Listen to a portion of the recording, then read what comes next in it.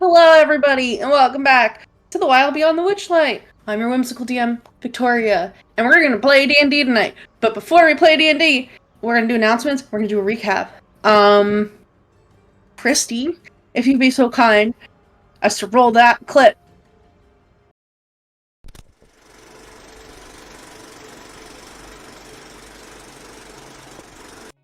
Good evening, and welcome to the show. Now, here's a word from our sponsors. Little Dragon Core is a Canadian-based dice company that supplies all kinds of cool tabletop gear. I mean, look at all these pretty dicey boys. Head on over to littledragoncorp.com and enter the coupon code BONUS for 15% off your order. That's BONUS. Cardboard Castle Games is a brick-and-mortar game store local to Evans, Georgia. They have a wide selection of tabletop gaming and other cool games like Magic the Gathering, Pokemon cards, and even Yu-Gi-Oh! You can visit them in-store and let them know that we sent you, or you can go visit their website at cardboardcastlegames.com. Also, big thanks to Syrinscape for the amazing atmospheric sounds and music. You can add these sounds and more to your game when you download the Syrinscape desktop or mobile app. The app is free and comes with 20 sound sets that are included to get you started. You don't even need to register. Go to Syrinscape.com to find out more.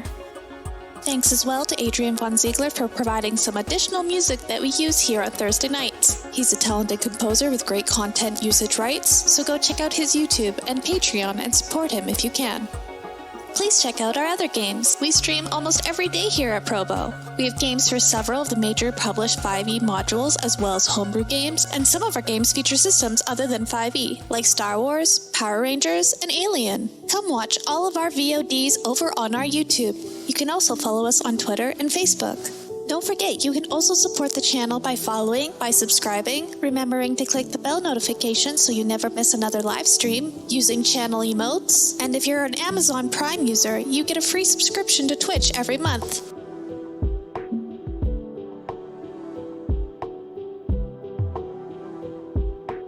Thanks again to all of our sponsors for supporting Proficiency Bonus.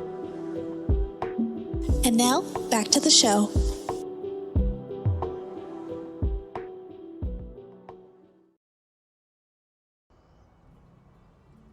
Woohoo! We're back. Thanks, Kristy, for doing those announcements. And now we're gonna do a recap.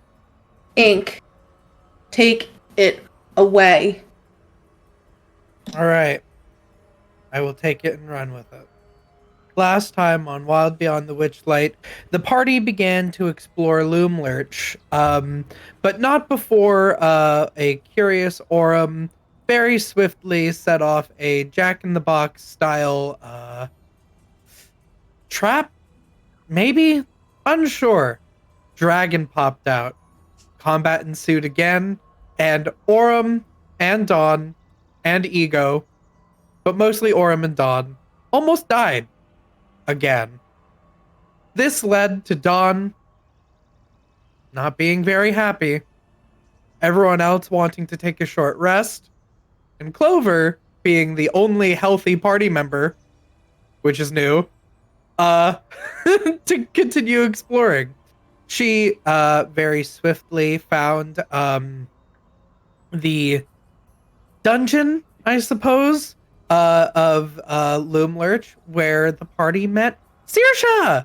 Oh my goodness. Such a ray of elven sunshine from the spring court, who would be very much so appreciated on this journey if everyone wasn't feeling like crap. But Saoirse introduced herself to the rest of the party, expressed her desires to try and make it to the Kingdom of Heart's Desire, learning a little bit about what the party has been dealing with along the way, providing some healing, providing some much needed positive attitude, and providing a lot of whimsy, which unfortunately fell on deaf ears when it came to anyone that wasn't Clover. But we love Saoirse. We're happy that she's here. Ego went to go check on Dawn, which led to a rough conversation. Because Dawn just isn't having it anymore. And Ego is too fey to really understand, but tried, just kind of failed. Aurum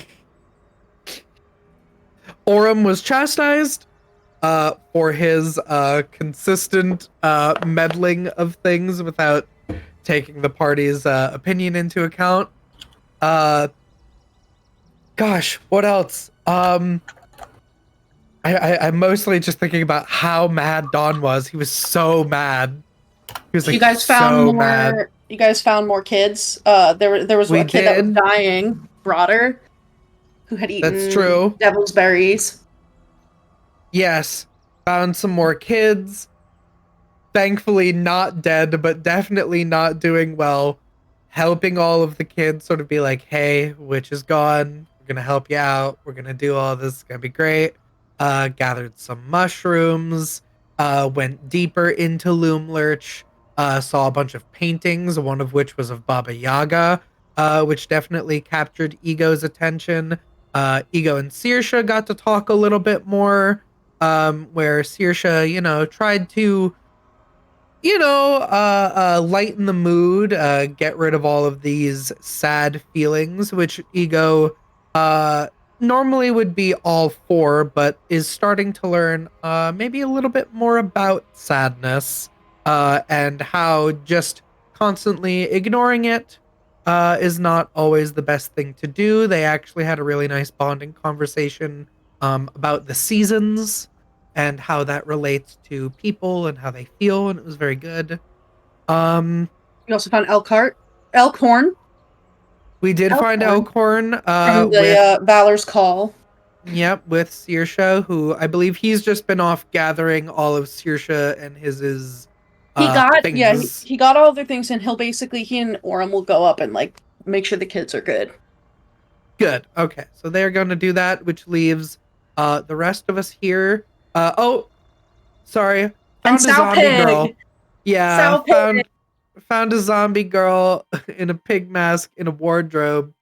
That Ego convinced that she was working with Nightshade's intentions, and asked her to lead them to Dove's lost item, considering the fact that she's not been with the party for a while. Also hoping it might take us to where Dawn's is. That's pretty much where we left off. There was a lot of conversations. Everyone had kind of split up, but we were gonna come back together and try and find these lost things. Awesome. Thank you very much for that. Kristy and Ink, you guys can both have a D6 Bardic Inspiration for your contributions to the stream. And without further ado, we'd hop right into it. Like I said, Aurum will go with Elkhorn up to the dormitory to just help get like Broader out, because he's not really like in a walking state right now. His poison is cured, but he's still like kind of not feeling great. So the two of them are gonna go do that. And yeah, you guys are in this room with these like paintings now. And Sowpig is there, continuing to tell you guys a variety of unsettling, dark jokes. And let me just check thing. So. Okay. So once you guys are ready to keep it moving, I remember, you know what? I'm gonna do a thing. I'm gonna do a thing with Aurum's token, and I'm gonna give Iris control of him so that can be Saoirse for now, because we don't have a Saoirse token yet. Saoirse is in control of Aurum, is what you're telling me. Saoirse hops into Aurum's skin and pilots him like a flesh mech. Yes. Excellent. Yeah. So you can control his token for now, so that we can show like where you're at. Speaking of which, are you like with the rest of the group? I can't remember. I think you were. The last I remember, Saoirse had just left Ego to try and get boggle oil from the boggles because she was like, I don't have the level of loneliness that it would currently require to appeal to them, but I think you might. So That's she true. kind of left the room, and I think she is just kind of wandered out. Okay. Yeah, so that another thing that you guys did, squirt the oil can was like grease me up. Yeah, I gotta be lonely to get oil for squirt. Yeah. I don't know. I don't think Clover shared that she saw the boggles. I don't believe she did. Correct me if I'm wrong though.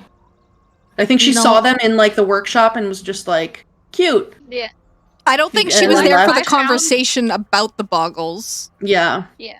And I found one, but it was not impressed with me because Saoirse had made a bunch of little like stones, like shiny stones, to try and like Looney Tunes trap it into coming towards her, and it was too wise to her.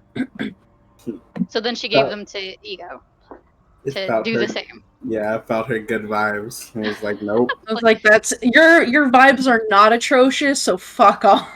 Your vibes are immaculate and I don't like it. Cursed vibes only. Was Clover also able to get a short rest or no because she was doing shit? You can get a short rest. Everybody, yeah. Anybody who wanted to take a short rest in this time, because you're not under the pressure of Granny anymore, so you can get a short rest in there. I will say Clover did leave the room after like maybe the second or third like dark joke because she was like, I'm like, done. you're a bully. I can't stand you. Yeah. So then in this room, I'm assuming Aurum, Saoirse, and Clover maybe have like stepped out.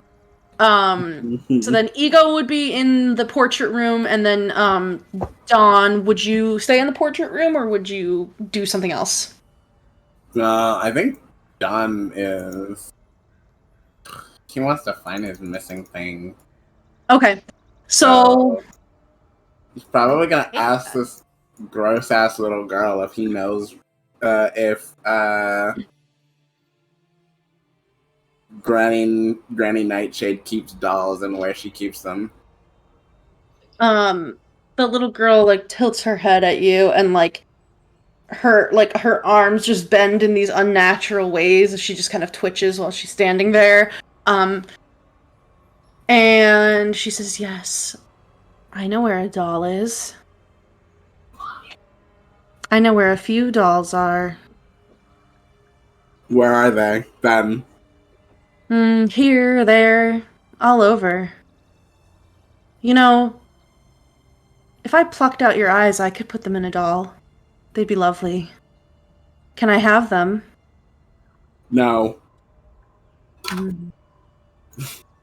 Would you like me to bring you to a doll? Preferably one with bright orange hair. Bright orange hair. And she thinks for a second, like, I gotta check something really quick.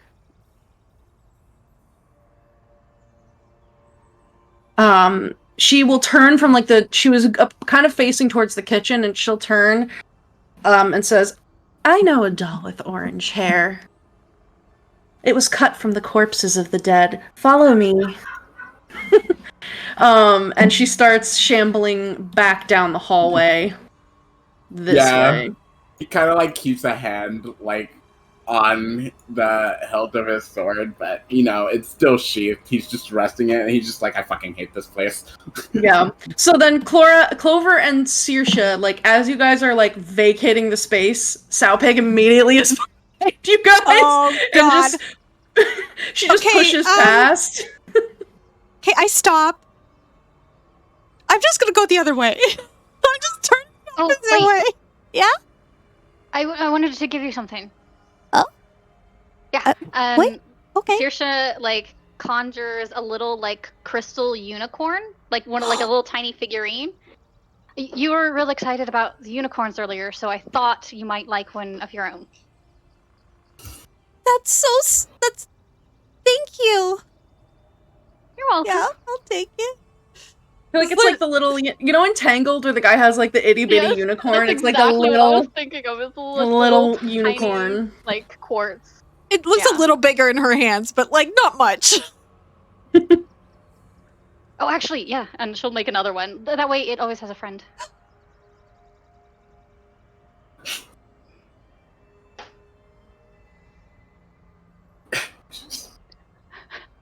Are you okay? I'm fine. You're crying. I can turn the opposite direction. I'm like trying to hide that I'm crying. Oh no. I feel like I messed up. I'm gonna go look for something shiny again. I think Saoirse's just like, I have made a mistake here. People are going to yell at me soon, and No, I'm just that going to go look for something interesting Oh my god. to distract myself with. Amazing. Okay, so then Dawn, I'm assuming you're following Sow Pig. Yeah.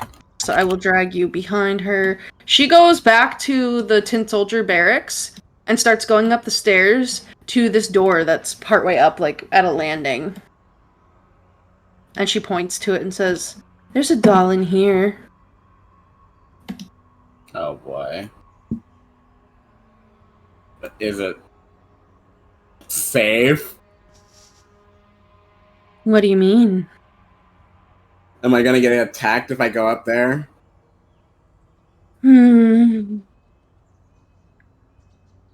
I guess that depends. On Well, you work for Granny, don't you?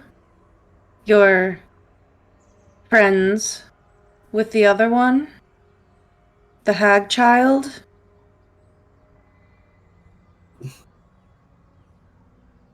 yeah. If you work for Granny, then you'd have nothing to fear.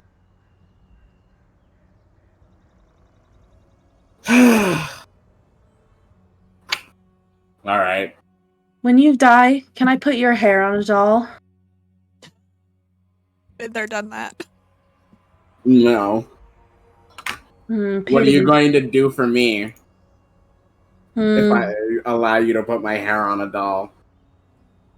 I won't kill you right now. Just kidding. Ha ha. He's gonna go up the stairs. Okay. If maybe we pass it back to Saoirse and Clover for a hot sec to RP amongst yourselves. I have to step away for 2 seconds.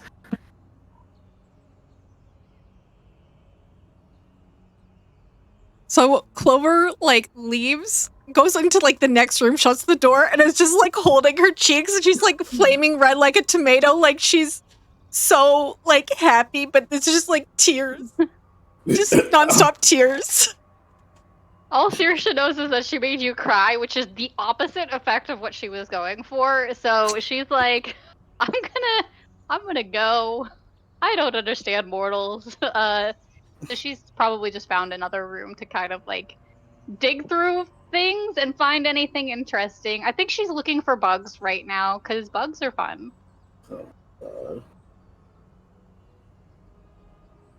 Oh, the actually, boggle wait, I milking forgot zone. about Philip. I forgot about Philip. So she's actually probably having like a deep conversation with Philip right now. Like, Oh. you know. Wait, what's Philip again? He's is that the her bird? Oh Yeah, he's like a little teeny tiny little guy. Oh, what's he look like? He is a strawberry. What's it called? A strawberry finch. Oh, the little guy. Yeah. So he is like here. I'll send you guys a little picture here of him. Yes. Oh my goodness! So he's got like And a he's little red literally cap. like this big, because finches are teeny tiny. Little Yeah, I things, love so. finches. Black wings, red head. Uh-oh. Yeah, with the little white speckles. So And he's like yeah. all red with the little white Oh. speckles and kind of black feathers with white speckles. And yeah, so you just hear a bird chirping from the next room. and Saoirse talking. Oh, okay. Well, So I you're guess not. she would be- Are she you would be bird speaking chirping with? too? Okay, I was gonna say, are you Yeah. speaking with animals? Like, is that what's happening? Yeah. Okay. Yeah, for sure. Absolutely. Just having a full conversation with Philip. I love that. Oh Uh, my god, it's so cute. Oh, I don't know if you remember this, Iris, but I also have a cat. So we'll see, Tressum. So we'll see how that goes. I don't know where she is. love I it. told her to like scout around for like the other kids. Yeah, Saoirse's gonna freak. She loves Tressums. There's probably a bunch of those where she's from. She's a little galaxy Tressum. Ooh, So very black. cute. And Ego did She can have just- something. had a bat. Yeah. Oh yeah, yeah. Speech of the woods. Yeah, so she can just fully talk to Philip. Nice. Oh, that'll be so helpful with the bugbear. Or not the owl bear. I don't know. I guess it depends on whether or not the owlbear qualifies as a beast It does. versus because it's a monstrosity. Yeah, it We've does in been this. counting it. Yeah. Okay. Yeah. Then yeah, Yeah. I can just have a chat. Mm-hmm. Mm-hmm. Ego's literally just sitting with all these boggles. Like, I guess Are you I guess I can't leave. are you getting the oil? Yeah, if you look, I added onto the map that I'm in the boggle milking zone. Oh my god, wait, I gotta put this on stream. Oh no. Oh no. I love it. Look at that shit. Yeah, man. I'm working crazy. long hours Yeah. at the boggle The milking boggle milking- factory. Oh no. What did we just come back to? Well, they were talking about what they were doing, so I said I'm just chilling with the boggles, and Kristy was like, "Are you getting the oil?" And I said, "Yeah, if you look at the map, I've added that I'm in the boggle milking zone." Oh god. Okay, so you take like 40 points of psychic damage for your crimes. I'm unconscious. Holy shit. Okay. So, if we're all good, I'm gonna hop back over to Dawn now that I have gotten Yeah. my dinner. Mm-hmm. Yeah. So, Dawn, there's a door. And, yeah, the, little undead girl has gestured that you could go in there. I'm gonna put my ear on the side of the door and listen. Okay, roll a perception check. Okay, I'm not best at the. So let's see what happens. Let me check my bonus. Load faster. Thank No. you. 16, 15 on the die. Okay. Yeah, you are able to hear some speaking beyond this room. You hear this scratchy voice kind of like cries out, "Dunderhead! Those tatty sleeves wouldn't serve as socks for a chicken. Start again!" Mm. And then you can kind of hear like muttering, like sad, like whining of children. Oh. And then the scratchy voice is, "Back to work." Oh my god, they got them in there making Gucci slides.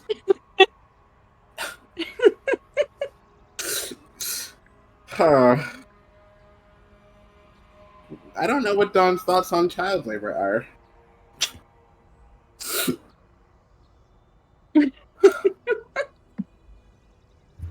Can you have some? Can you develop some thoughts on that, perhaps? You know what? Yeah. Everybody has to get cool with a lot of shit real Right. quick. He's gonna take a deep breath. He's like trying to decide if he wants to just go and deal with this by at least see what's up by himself. But he kind of feels awkward about the conversation before, so he's like, I feel like I don't want to just go back and like be like, hey, I just yelled at you. Want to come help me with this room over here? Mm-hmm.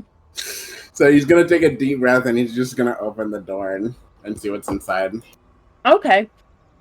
Yeah, so as you open the door, a plump halfling boy and a young, fluffy bugbear child sit at workbenches, watched over by a living, child-sized doll with buttons for eyes. An animated carpet prances around the children, who pay it no attention. This sewing room, as you realize what it is, contains rolls of fabric, bobbins of thread, knitting needles, and pincushions. And let's see. As you open the door, this living doll turns around, and this is a very familiar face.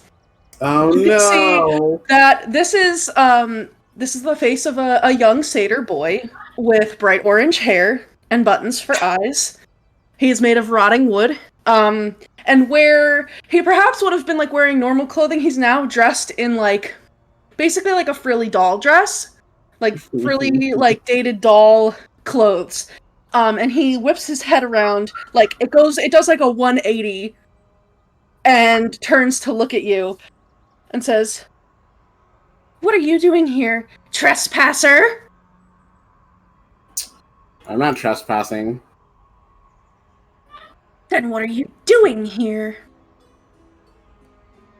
Well, sometimes when you take your legs, you end up walking to places. I was here to meet with Granny. Roll a deception check.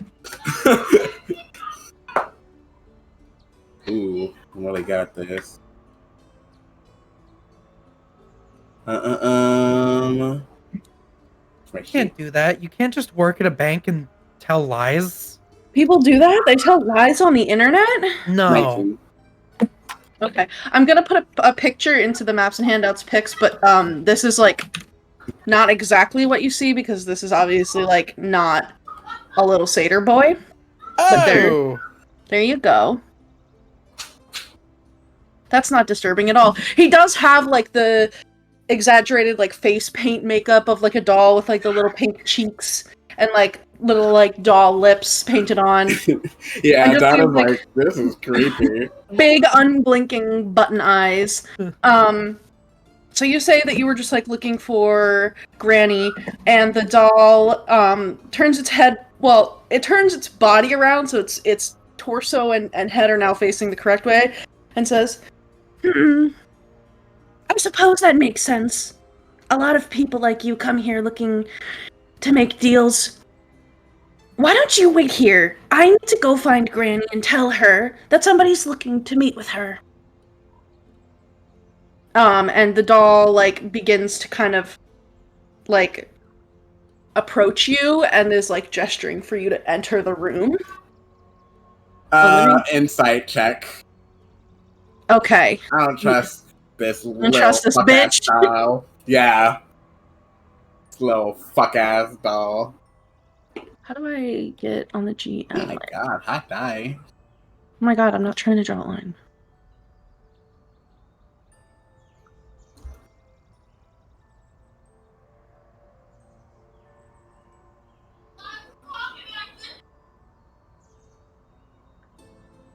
What did you get? 17, 16 plus 1. Okay.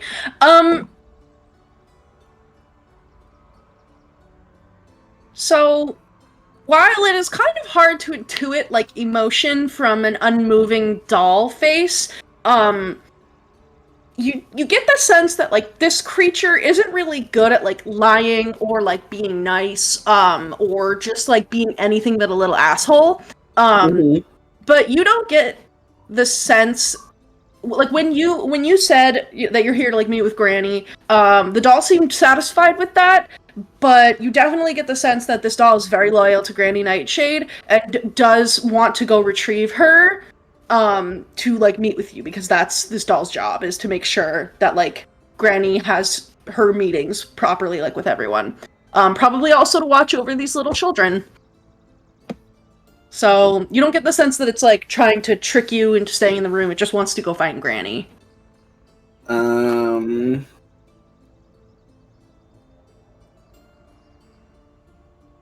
going to say, no, it's fine. I already know where she went. She's just allowed me to walk around the place while I wait for her to get things done. Is that so? Well, don't touch anything, and don't break anything, or else I'll have the tin soldiers kick your ass. Noted. Why don't you get to work while you're here? These bumbling idiots don't know how to sew a sock. I don't know how to sew a sock either, so... Well, then maybe you should learn. They're a little bit young to be sewing socks. Children should work. They should work as early as they can so that they can learn discipline. Yeah? No. I was No. Don't think there are better ways to discipline a kid? If these children aren't going to respect the ways of high fashion and make sure that Granny and all of her soldiers and all of her workers are outfitted in the best of the best, then I don't care if they're unhappy, and I don't care if they're too young to work. They need to learn, okay? Mm-hmm. And who are you? Pincushion. A designer. Designers are pretty big back where I'm from. Oh, really? Yeah. I'm sure if I were to be there, I would be the most important designer among them all. You definitely make waves. That I do.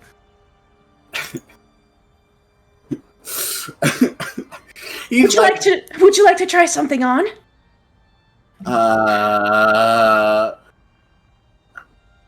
I think my answer, because how does he feel like inside looking at this doll? It's like it's taking everything in you to like keep from like salivating. At like just like the need to like take whatever is in this doll and put it back into you. He's like, I'm about to rush this doll. The children are much too small to model my designs. And Granny's very particular about what she wears. You know what? Sure. Why not? I'll model a few.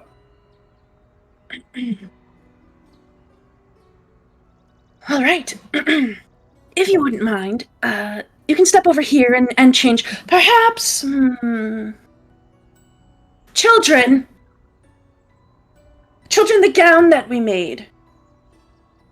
Get it out of the closet, and the kids are like, yes, pincushion, and they go over to like one of the little closets, and they begin digging through, and like you can see as they open the closets, like all the clothing in here is moth-eaten. It just smells like moths and like old dusty fabric, but eventually they pull out this like it's like a Lolita dress. It is covered in frills, top to bottom. You think the fabric may have been white at one point, but it's now this kind of like creamy color from you aren't sure if it's age, if something got spilled in it, or if somebody just sweated profusely in the fabric or otherwise maybe peed on it. Great. It has these like long, like lacy sleeves that end in these big ruffles. It has one of those like big neck ruffles. It's covered in buttons. It's covered in bows. You can see that like little like red beads have been sewn on it to look like drops of blood. And Pincushion will gesture you to like there's like a little like changing curtain off in the corner, and points to it. The children will put the dress there and says, "Well, get on with it." He's like sighs. You got it. The doll turns back to the children. Don't think you can just stop working. Get back to it. At this rate, nobody would even want you for a sweatshop. Get to work. But yeah. You're in a little changing booth with this dress that, like, it probably weighs, like, 50 pounds from all of the ruffles. Oh my god. He's gonna call out from inside, like, you sure like ruffles, huh? Well, obviously, they're elegant, they're unique, they're reminiscent of the breeze through the trees, the waves on the sea, a gout of blood poured from a jugular. Yeah! Do you like friend. it? It's not my style, but it's certainly, you know. Well, I'm sorry to hear that you have no sense of style. Yeah, I've heard that before. I could tell when I looked at you. You seem rather obtuse to the ways of haute couture, if you will. I just don't really see the need to wear something that isn't practical. Like a suit. A suit? Really? They look good and they serve a function. There's nothing better than that. Ew. I don't need your approval. Julie, if you want to enter the world of fashion, you kind of do. I may be stuck here making all of this gross fabric for Granny, but I'll have you know, I've known Granny since she was a child. In fact, I'm older than she is, so I know more about fashion than she does. You would, I am, and you would do well to listen to me, like these children should. And, like, you hear, like, the sound of something, like, hitting one of the wood, like, work desks in there, like a ruler or something, and the children, like, squeal in fear. Mm-hmm. Are you getting dressed, or are you just standing back there? He's getting dressed. He was talking to them while sort of, you know. Okay. This thing's, it's so gross. Like, the fabric is, like, moldering and eaten away. There's, like, actively bugs crawling in it. You think you might get lice after this. Mm-hmm. Yeah, it's not great. Wow. That's crazy.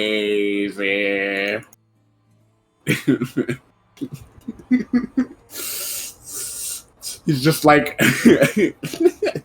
flicking every single bug off that he can find. Well, are you done? Yes, I'm coming. Jesus Christ. I don't know who that is. He's Walk a out. superstar. And the doll looks you up and down and says, "If I had a heart, it would stop. Magnifique! My designs are perfection. The way that the light hits the fabric, the gentle billowing of this lace, and you see these drops? These little beaded drops? I dyed them with real blood." Loving Nico would the love this dedication. experience. Incredible. You know, you should thank me for being allowed to let this masterpiece touch your body. I am more than honored, I guess. As you should be. Why don't you tell me a little bit more about yourself? Where did you come from, then? Well, I will have you know, I might be the most important person that you've ever met. Yeah. I look a little bit different now than I did when I was first created, but it's still me. I'm still Pincushion.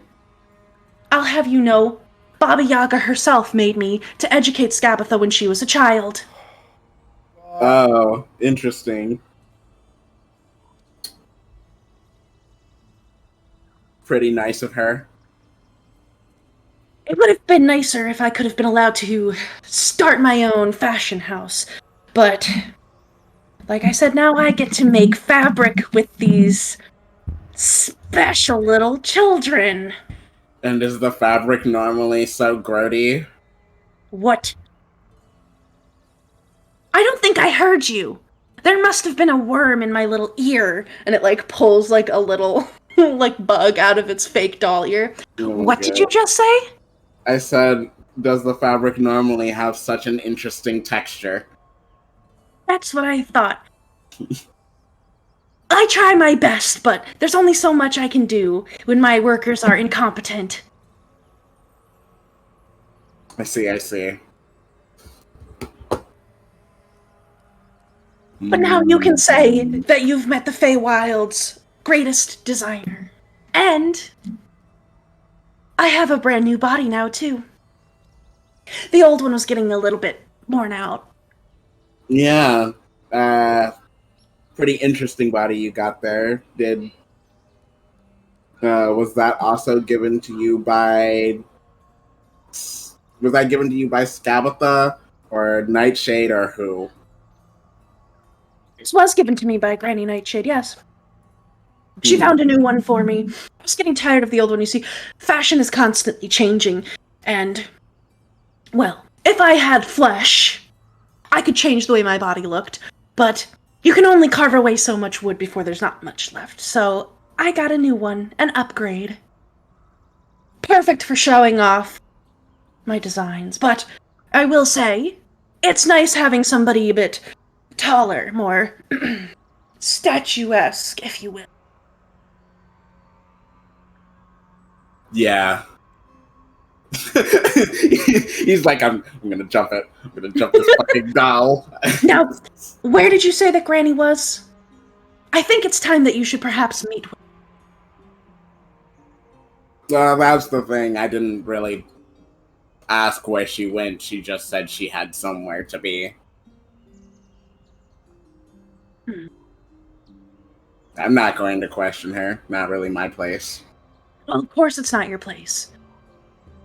Seemed pretty urgent, though.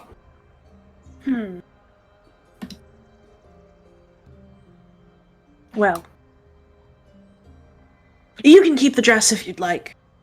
Thanks. That's just a prototype. Noted. Why don't you come with me to the lobby? And I'll get you a seat, and you can wait for Granny to come back. Okay. Yeah, so, the doll will start heading out. And at this point, Sow Pig probably is just kind of like wandering around, waiting for someone to tell her what to do. We're gonna put a pin into pincushion, Dawn, and let me hop back over to some of the others. Ego, you're in the boggle milking zone. I am. What you doing?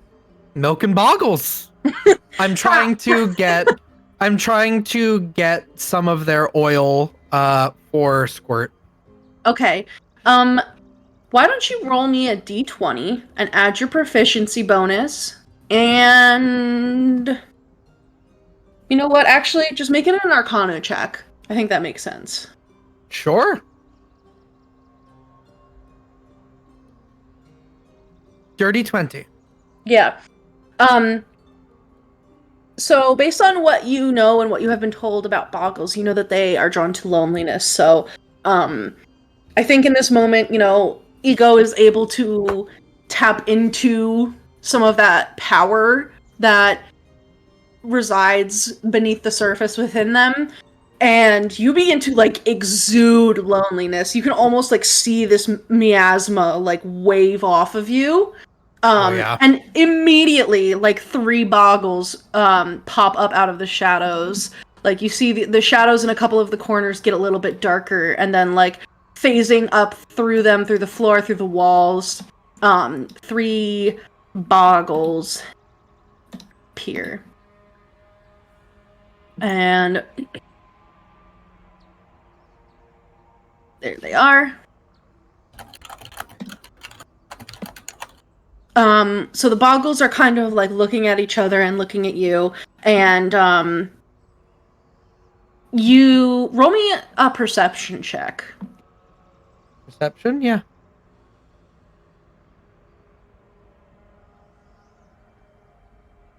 Okay.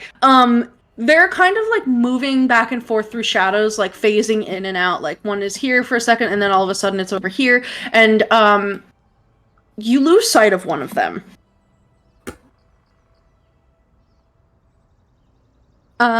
What do you keep like on your belt or like on your waist? Like what do you got in your pockets? What stuff is easily accessible? It's literally so much stuff. So let's see. In terms of my like main equipment, I've been holding on to the Discordant Harp. I have my Wand of Secrets. I have my mother's sisters. My mother's scissors. My rapier. I have a potion of healing on my belt. I have my sling on my belt. I have my other wand, the Wand of Smiles. Mm-hmm. I have. God, I probably still have my Witchlight Carnival ticket. And then I have the 2 satchels, which I wear like crisscross, and those are both also filled with things. But I think everything that I mentioned before is the more like is more like stuff. on like hanging off of my bags or on my my belt. Okay, so one of the boggles, like a little shadow will form in the middle of the room, and it like pops its head out, and it's just kind of like looking up at you and like tilting its head, and it like puts a little hand out and it waves.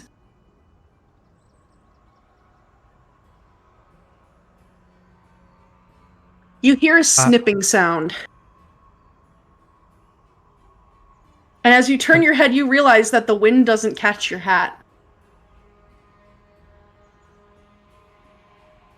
You turn and you can see that like up on top of one of the picture frames, one of the boggles has lifted off your hat, and the second one has taken your scissors and started cutting your hair.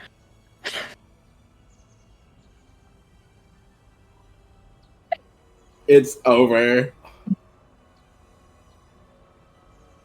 So there's like, all of your hair is like down and out now, and then there's like one piece that's like, really short. It's like when a kid finds a pair of scissors and like just like, Mom, look, and they have the bangs that are like... Took my hat, took my mother's sisters, and used them to cut. I've never, my hair has never been cut. Yeah, I know. That was a really low perception check for their antics. I'm sorry. And I know, it's just I don't want to be such a horrible person, but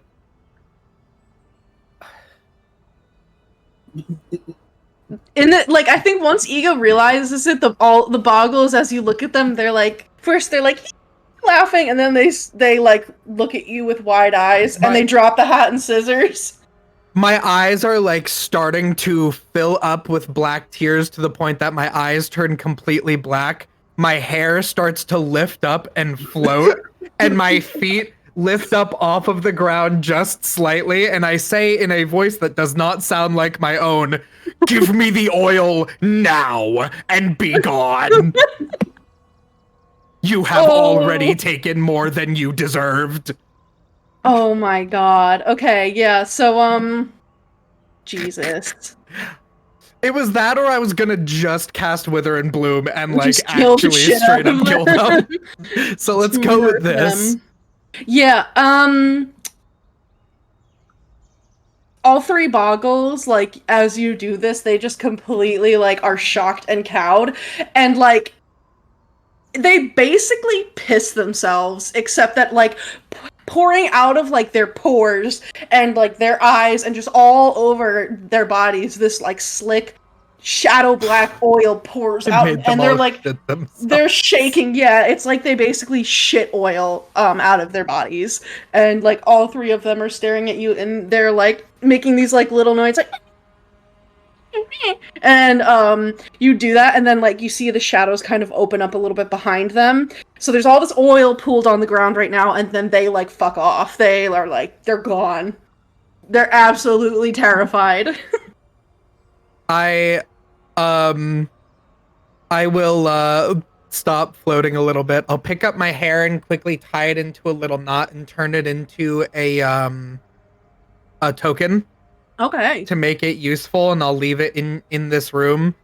Put my hat back on, tuck all my hair, which actually for Saoirse, I know she's not here, but when the hat comes off, the hair falls like down to like the floor and like trails like very long. So that all gets painstakingly stuffed back up inside the hat. I'll pick up my scissors and I will just be like, "Is this enough oil for you, Squirt?" And Squirt will like pop out of your bag and say, all right. You just, if you don't mind, unscrew my top and just pour all of that oil into me. You might have to scoop it with your hands, but darling, be gentle. Mm-hmm. You have a very peculiar way of speaking, and it makes me feel like I have butterflies in my stomach, Oh. but they fly real low.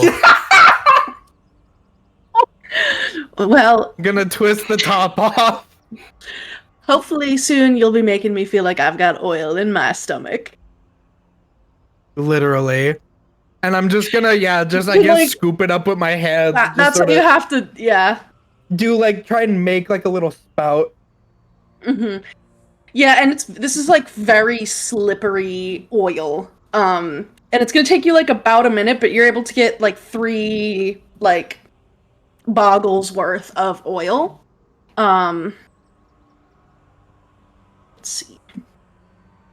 And after you do, and you screw the top back onto Squirt, you kind of hear like the metal squeak a little bit. It says, "You know, I feel a lot better now. Sorry if I was weird while I was hungover." Oh. You see, sometimes I get a little, a guy likes to party, and Oil Can likes to have fun, but sometimes if I expend all the oil, a different Squirt the Oil Can kind of steps in. I went somewhere else. This makes enough sense. Would you say it's like a different personality, or are you saying like all of your scents fell out with your oil? That one. Well, welcome back. Thank you. Do you happen to know, if anyone's like throwing a party around here?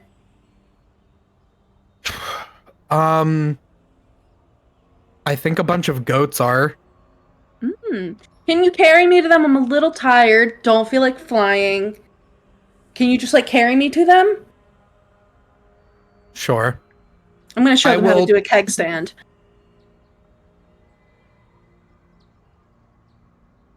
Don't ask. I hook him onto my little belt, and I will pick up that broom that I've just been carrying with me, and I'll hold it nice and close. Not how you would hold a broom. Mhm. And I will take him out to the goats, find the nearest goat, and just sort of hang him on the horn. Okay, yeah, you do so, and Squirt begins telling the goat like about crazy party escapades that he's had, and like some of the other goats, because they're basically just like eating everything that Granny has grown, because Fair. the chaos has been caused, and a couple of the goats begin to congregate as well as a couple of the pigs, and they just kind of all stand around like chewing the cud, if you will, while Squirt regales them with tales of debauchery. Nice. But I'm going to put a little mark on this goat so that we know that that's the Squirt goat. I shouldn't have said that phrase. Well, we Okay. already did it. It's done. Alright, we'll do a pink. Okay. It's this goat over here, if you can see where I'm pinging. But they're all just in the garden. Yeah, and as you walk by, you'd see that Sow Pig is just like meandering around like the tin soldier room and like sees you walk through and then begins to follow you out. So Sow Pig is like standing in the workshop, like waiting for you to come in. Oh, God. Yeah, I forgot about you. I forgot about you too. Everyone will forget you when I'm done with you. Just kidding. Oh, you. Gosh. Am I like this? I will go back to following. Okay. Like I was supposed to. Yes, Saoirse. I see that you are in a little pantry. What you doing? At the moment, she's talking to Philip, just having a whole little conversation about her day so far and the people that she's met, just kind of rehashing some things. And then I think after a couple minutes, she remembers that it's been like a week since she actually ate, and she is definitely not used to that lifestyle. So she's gonna start rummaging through the like supplies and see if she can find. Saoirse does not know how to cook, but she's gonna try and find things that she can eat. Yeah, so you would find like in these cupboards are a variety of like sugars, dyes, like different like little confections, things probably to make like candy, as well as a variety of like dried insects and like rotten apples. Well, I'll feed some of the dried insects to Philip because I feel like that's something that he would like. Mhm. Philip, I don't suppose you know how to make anything out of all of this. Philip just kind of like does the bird head cocking and like starts eating more bugs. Yeah, I don't either. Usually where, at home, food just sort of appeared. Uh, hmm. I don't know if I can just eat sugar by itself. But I suppose it's better than nothing. Did you leave the door open behind you in this Yeah. cupboard? Oh yeah. Okay. For sure. Philip like hops up and down and then like flies out the doorway and then like lands in the hallway and like makes a little cheeping noise at you. I'll follow him. Yeah, without hesitation. And then This is. I mean, technically, I can talk to him because I have the speech of the woods, right? oh, So we you can have do? like a full. Yeah. Okay, gotcha. I did Yeah, not we can realize have like that. a full conversation. Yeah, so I He's guess just a little probably when guy. you like brought the bugs around, he was probably like bugs, bugs, bugs, and then you talk about like eating sugar, and Philip is like sugar, bugs, eat, I know hummingbirds like sugar. eat, follow, eat, Okay, sure. and he like begins flying like through the house and is like he's basically going like way down to area L3 and like is exiting Loom Lurch and going across this bridge L1. Oh, oh wait, Philip. We need to wait for our new friends before we leave. Eat. They're right, right, for sure. Definitely want that. But we made a deal. Remember, we're gonna help them, and then they'll help us. Well, me specifically, not necessarily you. You didn't make a deal with them. Friends? Yes, we have friends now. Bugs? I mean, other than they're not bugs, but I suppose they could be. Eh. Do you Not want bug eat. friends? Oh, you want to eat bugs? Oh, I have bugs. Bugs? And he like flies back over to you. She'll like feed him another little dried bug. All right, well, Candy bugs. the bugs are candy. Candy bugs. I do have these little papers, and she like shuffles through all of the like recipes that she gathered in the kitchen. She's like, I think these tell me how to make candy. I don't know if candy is what I need after eating nothing but potato peels for a week, but again, it's better Potatoes? than nothing. Potatoes. and then he starts Right. flying in the other direction, like Alright. down the hallway. And he gets to the kitchen door, and it's just kind of like, you know when a bird like gets to a wall and it's just like fluttering and like I'll putting open the clawing door. with his. So he will go through the boggle milking zone. Probably around this time is when Ego is like collecting themselves, and like taking Squirt out. So you guys probably like pass while all of that's happening. And then Philip will take you into the kitchen, and lands on like a table that has some like dry, like, you know when a carrot gets like wiggly and dry and it's not crisp anymore? It's like that, and there's like some potato peels. There's a piece of celery that's like kind of brown. And he starts like picking at them. Oh, good. I'm glad you found something for you. I don't know that I have the ability to do anything with that, so I'm gonna try this. Just pull He out one of the picks up one of the little like shredded like carrot peels, and like, you know how like crows will like fling stuff? Yeah. He like flings it at you, and he starts like flinging potato peels at you. Eat! Oh, all right. I'll eat them. Yeah, sure. These I are mean, not yeah. kind of what I'm used to, but No. it'll do. Yeah, it's Seriously, like, pretty I need like a gross. full 6-course meal and not some potato peels. But you know, it's fine. Yeah. But yeah, would you like to start trying to cook? Yeah, well, I don't think I want to try to cook. I would like to try and make candy. Make Because that's candy, what the okay. recipes I have are. Which I assume have directions that she can try to follow. Again, this woman has never worked a day in her life, so she's Yeah. a little lost. Yeah, She'll do her best. looking through, there's several recipes for like candy-coated bugs, like chocolate ants and like jellied worms. You do find one recipe for 1 second. There's basically like candied butterfly saddle, which you know to be a mushroom, specifically one that Granny grows here. And that one's fairly common, like you've eaten that before at home. And it's basically like, it kind of seems like you caramelize like some sugar, and then you like would brown the butterfly saddle, and you know that like butterfly saddles taste like butter.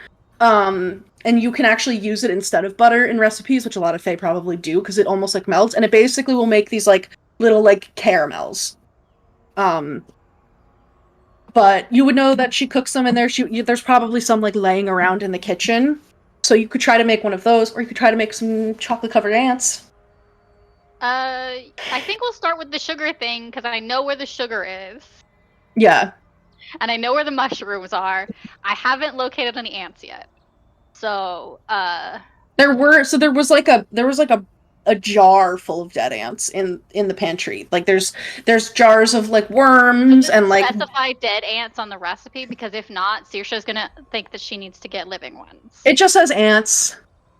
Yeah, I think she thinks that she needs to find living ants to make this, because obviously to make things that you survive off of and live off of, you need living things, right?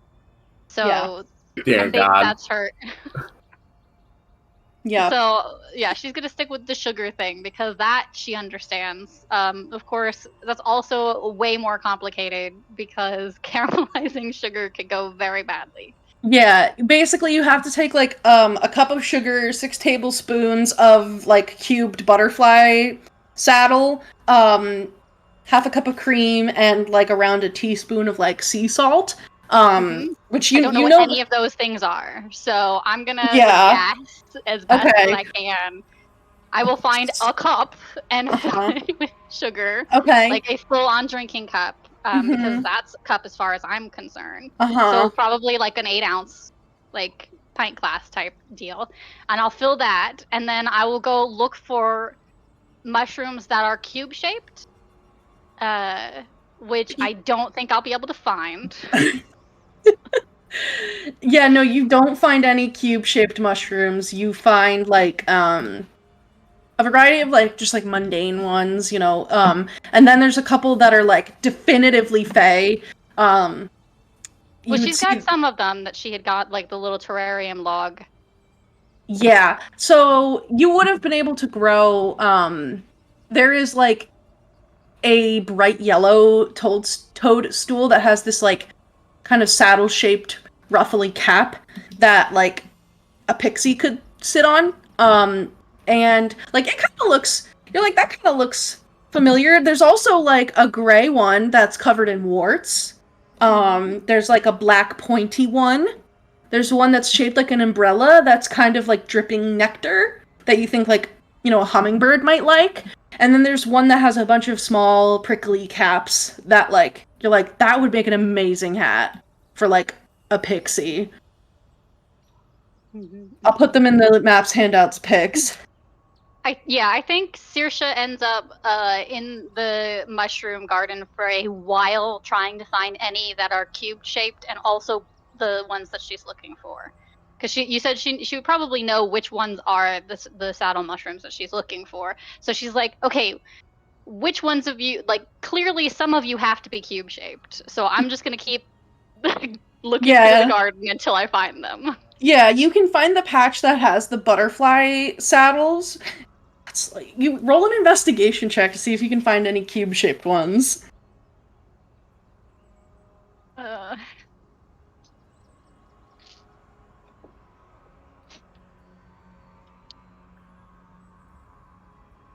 I'm pretty sure intelligence, is her dump stat. So Hell yeah, you love to see it. That is an 8. Gosh, like, it's so... How could they call for a recipe with cubed butterfly saddle and none of them are cubes? None of them are cubed. Yeah, I think she's just kind of sitting there, like, trying to puzzle it out. And Saoirse's a very patient woman, so she'll sit there for a good long time until she figures it out or something else distracts her. Yeah. Don is not here right now, but he's, like, having a stroke. I think with the 8 intelligence roll, it's just not clicking that you would have to make them into cubes. And you just like keep looking. Wait, can I druidcraft the Fey mushrooms or just regular ones? You could druidcraft regular ones because some of these are like magical. You could probably druidcraft a prickle noggin, which is the ones that look like little prickly hats, and you could probably druidcraft a butterfly saddle because they're not really magical. I druidcraft specifically a cube-shaped butterfly saddle. Yeah, roll. Let me. I'm going to make this work. Of course, this is not what I'm supposed to actually do, so this is going to be a disaster when it comes together. But yeah, roll a wisdom check.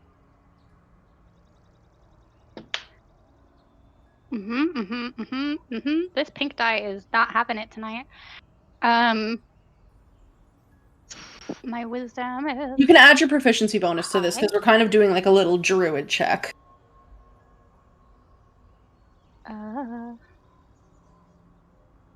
So that's a +7, which brings our total to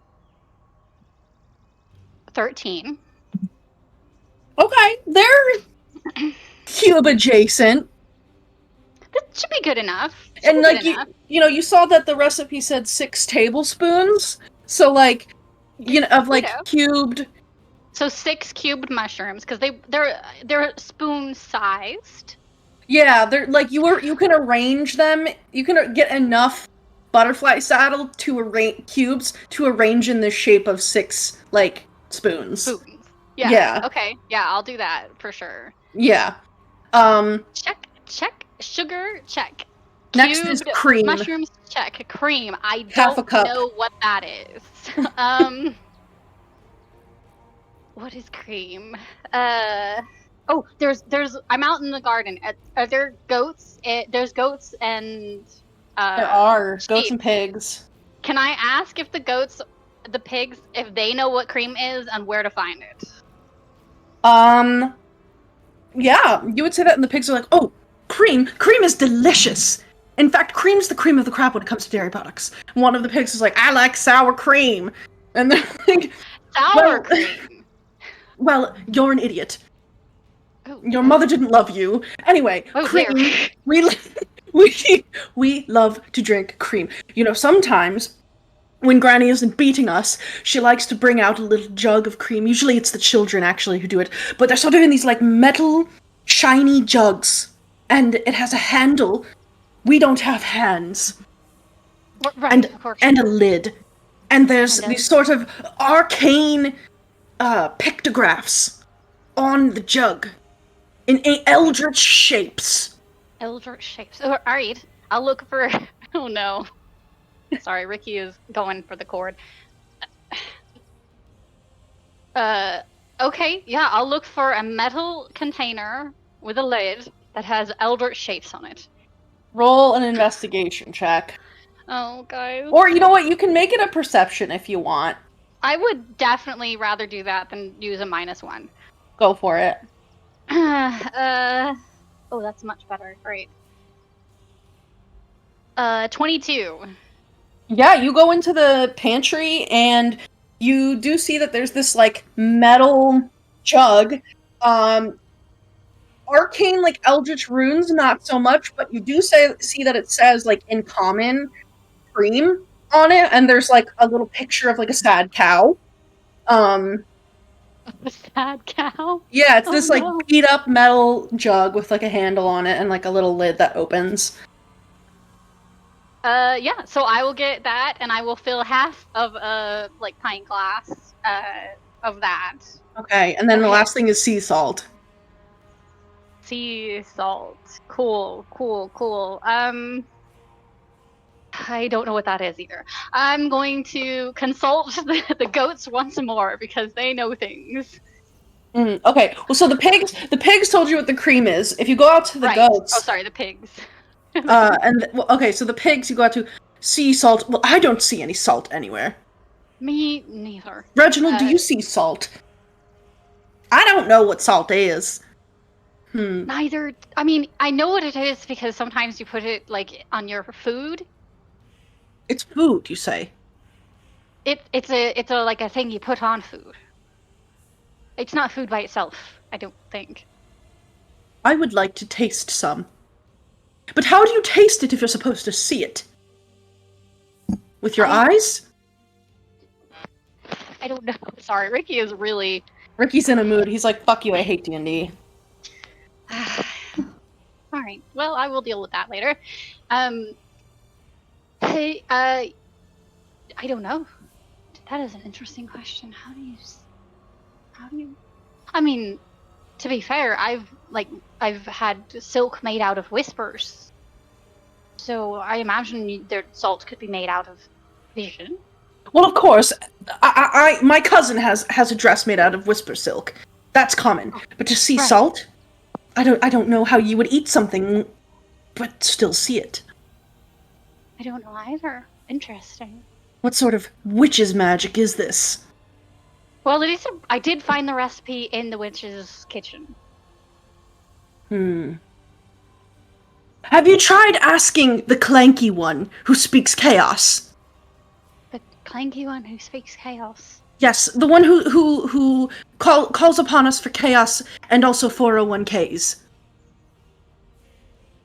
The satyr. Is that what he is?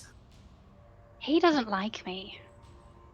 Oh, well, he's the one who freed us from our proverbial shackles, if you will, and allowed us to wreak havoc upon this land. Oh, that's very nice. He also reminded us that we need to check the balance on our Roth IRAs. I don't know what that is, but I'm glad that he reminded you to do the thing that you clearly need to do. Yes, I think Very I'm going kind. to speak to him about a diversified portfolio once all of this nonsense is done. I do like diversity. That's a good word. Mhm. I don't understand the rest of them, but I do like that one.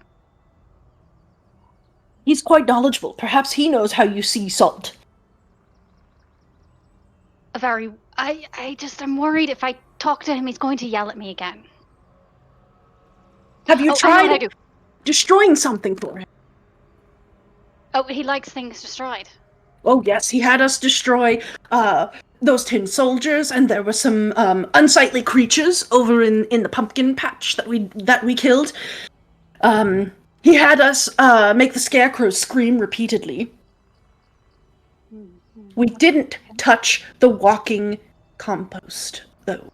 It is very tasty looking. The walking compost. Mm-hmm. What's that? Over there. Ooh, I'll go check it out. Maybe I can destroy it, and then he'll like me. He And I can seems ask him about sea salt. very forlorn. Who does? The Dawn, walking the satyr. compost. No. The walking compost is forlorn. Yes. Everybody's forlorn here.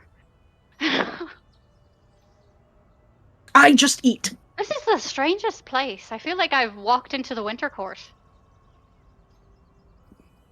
He sort of, sometimes you kind of hear him singing a sad song, but only if you hear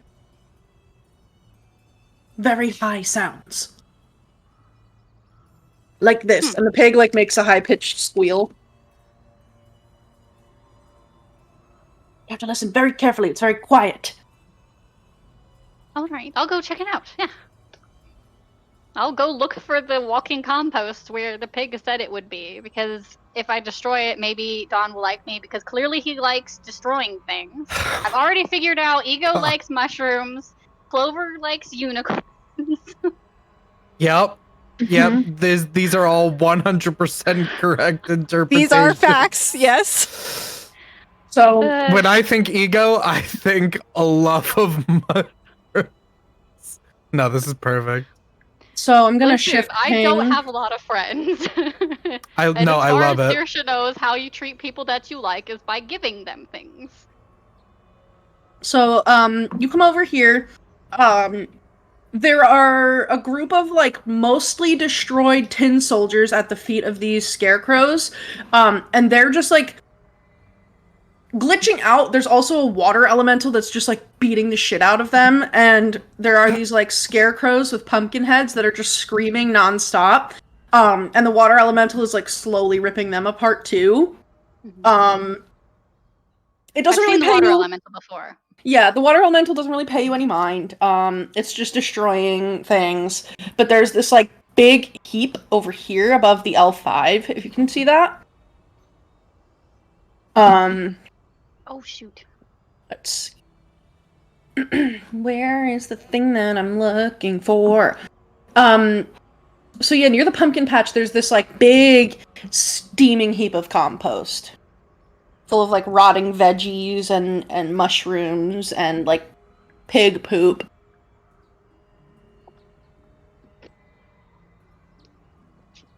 We love that.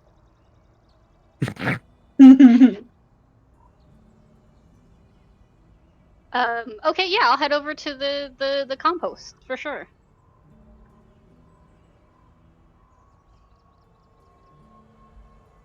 Yep. Yeah, I mean it's just sitting there. The pig said to sit and listen quietly or I won't hear it, so I'm going to do that. Okay. Roll a perception check. This is going to be at disadvantage because there are scarecrows screaming not that far from you. Honestly, it's kind of like being back home.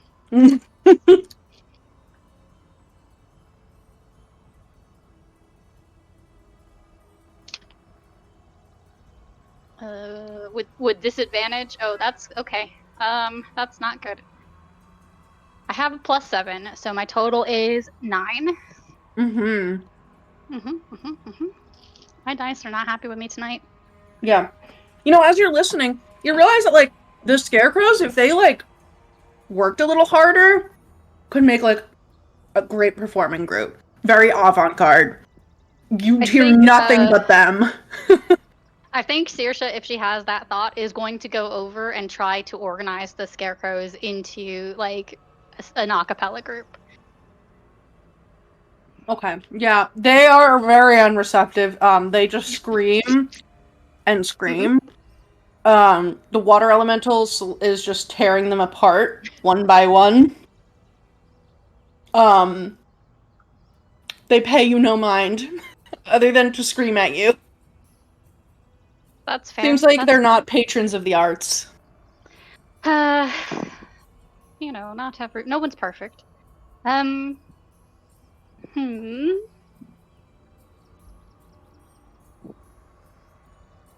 Well, I can't hear the compost, which means probably I can't talk to it. I can't find sea salt. I guess I'll go back to the room with not the room with the sugar. I'll look in one of the other rooms and see if I can find anything that vaguely resembles salt. If that doesn't work, I will just get more sugar because it's the same consistency as salt. Yeah, and the same color. So it should be fine. Yeah. This one's gonna have to be an investigation check. Cool. Because you have to actively look, because you don't have any, like, description really to work off of other than just salt. That's a 5. So, you're also banned. Let's see, pink and rainbow are out. Okay, yeah. Give me 1 second, I have to look something up.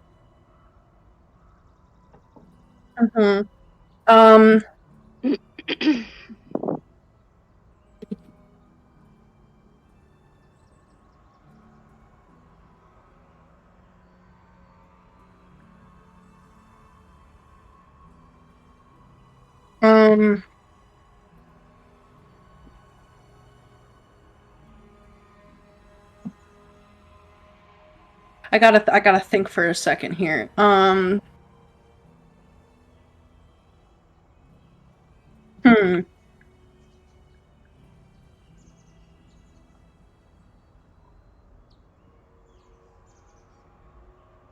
Let's see.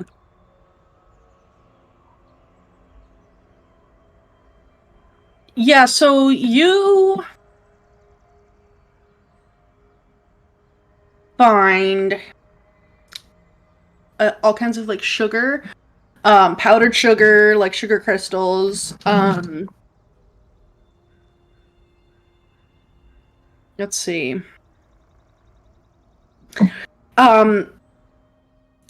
You do find that there is, like, a, like, white crystalline substance in, like, a small sealed jar, like with a metal lid that you would, like, unscrew. They're kind of, like, stinky. But it kind of looks like salt. Sure. Yeah, I'll take that.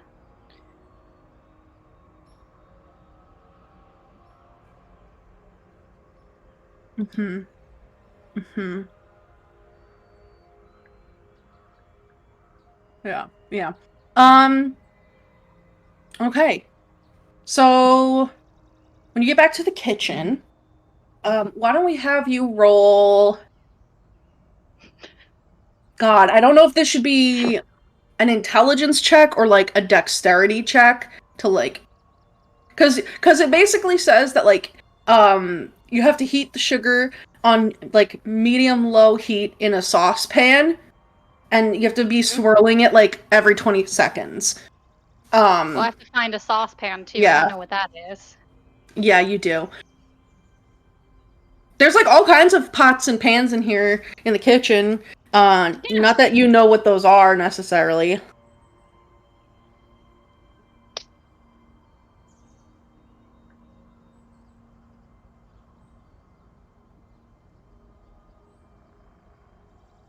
I'll grab something. I think she just grabbed something random. Yeah. Like, You find, I know like, these are kitchen utensils, so one of these must be the thing that I'm looking for. yeah, you find, like, a big empty, like, glass, almost like a mason jar that has a label that says sauce, and you're like, that's it. And you put you put your cup filled with sugar into that. Well, it was a half cup. Wait, it was a full cup of sugar. Full cup of sugar, half cup of cream. Yeah. And then there is, like, the massive oven that's in this room, like, over here. Right. So you can like kind of step up to it and like put your little jar on top of the like the warm oven. And roll. Yeah, okay. So do you have proficiency in cook's utensils? I'm gonna venture a guess and say no. I can use alchemist kit and alchemist and herbalism, but not cooking. Yeah. No. Okay, roll me a d20 and add your intelligence modifier. Candy making is a science. Which is a -1. Oh, I know. That's why I'm like, this is such a bad idea. Cool. Yep. Yeah, that's an 8 because I have a -1 and I rolled a 9. Yeah, sugar's like not melting and you're stirring it. Like you find like It's warm. I'm stirring it. It should be doing something. Yeah, I'm pretty sure when you like went through all of like the cookbooks, in one of them you found like there was like a 1 foot long piece of like gnarled root. And so you take that and you're like stirring. Yep. And it's like not melting. And also every time you try to like hold the jar to keep it in place, it's getting like really hot. Roll me a dexterity saving throw.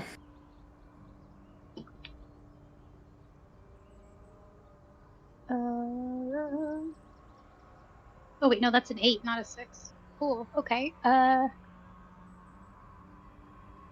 saving. 19.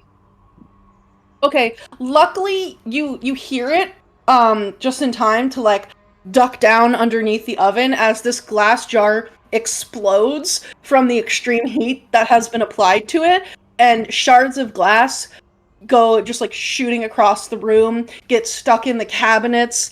They get stuck everywhere. Luckily, Elkhorn's not in here. Mishka's not in here. It's just you. It's just me. Yeah. So the sugar is burnt and begins to just like pour everywhere. It stinks. Oh, that's caramelized though. It was supposed to melt and it is now melted. So I've done it. Yeah. But there's shards of glass everywhere. I think who's near the kitchen right now? It would be Ego, if you were going back to the portrait room afterward with like Southig, you would probably be like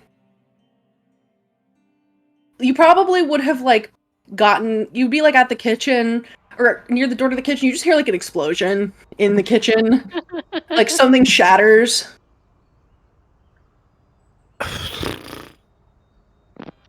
When I went there with Squirt to go put him on a goat, was Saoirse already there, or has all of this happened in my since absence?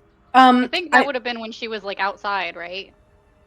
Yeah, like I think you guys kind of like passed each other in the hallway, but like Saoirse's like on such a mission, and like Saoirse thinks she's doing a really good job of like looking for the mushrooms, talking to the scarecrows in the compost heap, and it's like, but it's like a child who has consumed like so much sugar, and she's going at like the speed of light.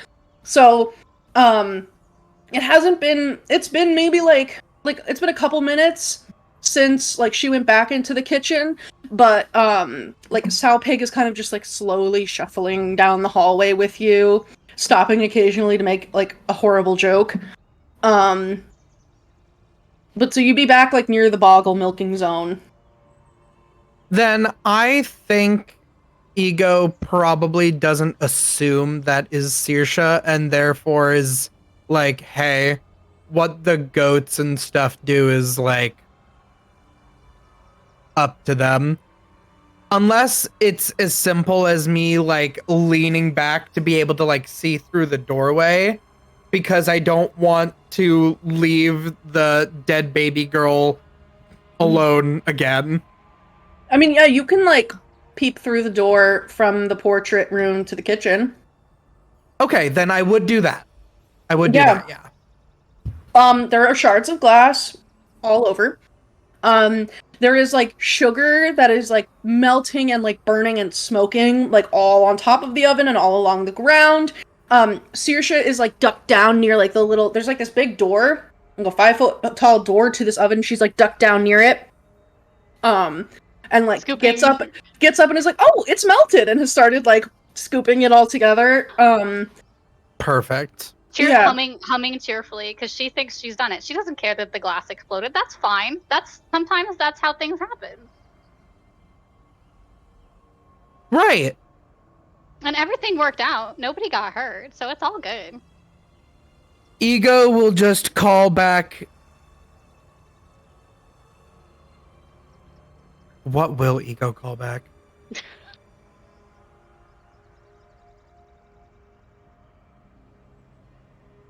Am I required back there? I mean, you're free to do what you want. Have you done something dangerous? I'm making candy. So yes? Is candy making dangerous? I didn't think so. I Although don't... The glass did explode. But it seems fine. Trying to think of candy that my mother might have made. And I'm just thinking like it's all evil. Yeah, your mom would make like jellied eyeballs. She would like do like a sweet pickled liver. Of course. Yeah. My favorite. She liked taking like appendixes and basically like sugar coating them and turning them into like licorice. I mean, they're perfectly shaped for that. Right. Okay. So, Ego will probably be like, yes. In that case, carry on with your candied crafting.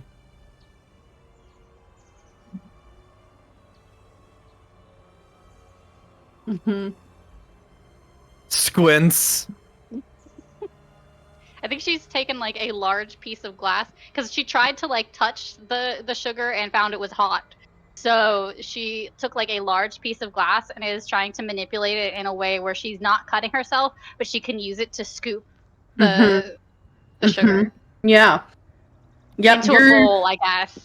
Yep. There a couple shards of glass make it in there along the way, but like it's fine, right? It's That's fine. Now it's like a hard candy. Exactly. Yeah. So yeah. As You should give it to the kid. She will. Yeah, and then the next step is like to remove it from heat immediately, which like it already did that to itself. I did this perfectly. So then it says stir in the butter. The mixture will bubble violently, and that means you're doing it right. Okay. Yeah, I'll do that. Wait, butter. Yeah, you'll take your 6 tablespoon shaped cubes of the mushroom, and start like squishing them into like the sugar. Yep. And some of them do begin to like sizzle and pop, and like the mushroom does melt like butter. But it definitely is getting like a little violent. Like a couple more like shards of glass like go flying from the secondary mini explosions. But like there is a small pile of like mush that's getting there. And then you have to pour in the heavy cream and half a teaspoon of the sea salt, and you stir until it's combined. Yep, I will do that. A whole half of like 4 ounces of cream, and then just pour it right in the bowl, which is now probably filled to the very brim. Oh yeah, some of the with cream is like spilling out, and there's like this mushy blob in the middle, and then you take the stinky salt-like substance. Just toss it right in God. and start mixing it with This my is like when little when like a kid makes a potion out of mud and grass in their backyard. Yeah, and then you can mix it. I'm making a mud pie, yes. And it's this kind of like very liquidy, very blobby, chunky, glass shardy, kind of sulfuric smelling, like beige brown slurry. Like it's a slurry of stuff. But like it kind of vaguely smells like Yeah, there's like a caramel smell in there underneath the sulfur. Yeah, sure. Yeah. Yeah, I'll wait for it to cool off, and it'll be fine. Nice.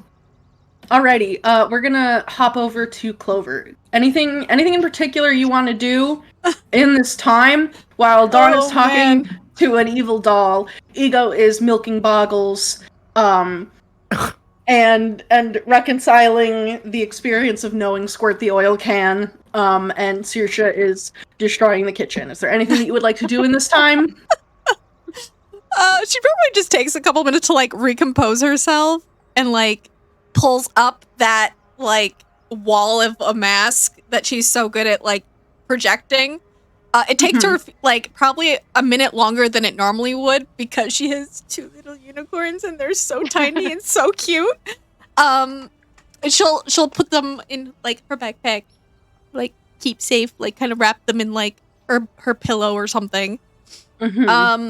I just went to, I don't know what's here, but I went through this door and shut it so no one could see me cry. Okay. Okay. Yeah. Just a second. I know. That's why I was like, I don't want to say anything because, like you said, the kitchen was exploding. I'm like, I'm not going to say anything because I think what I'm going into is going to be very distracting. Yeah, you probably, like, dissociate for a little bit, like, looking at everything happening, like, kind of just, like, meandering through the house.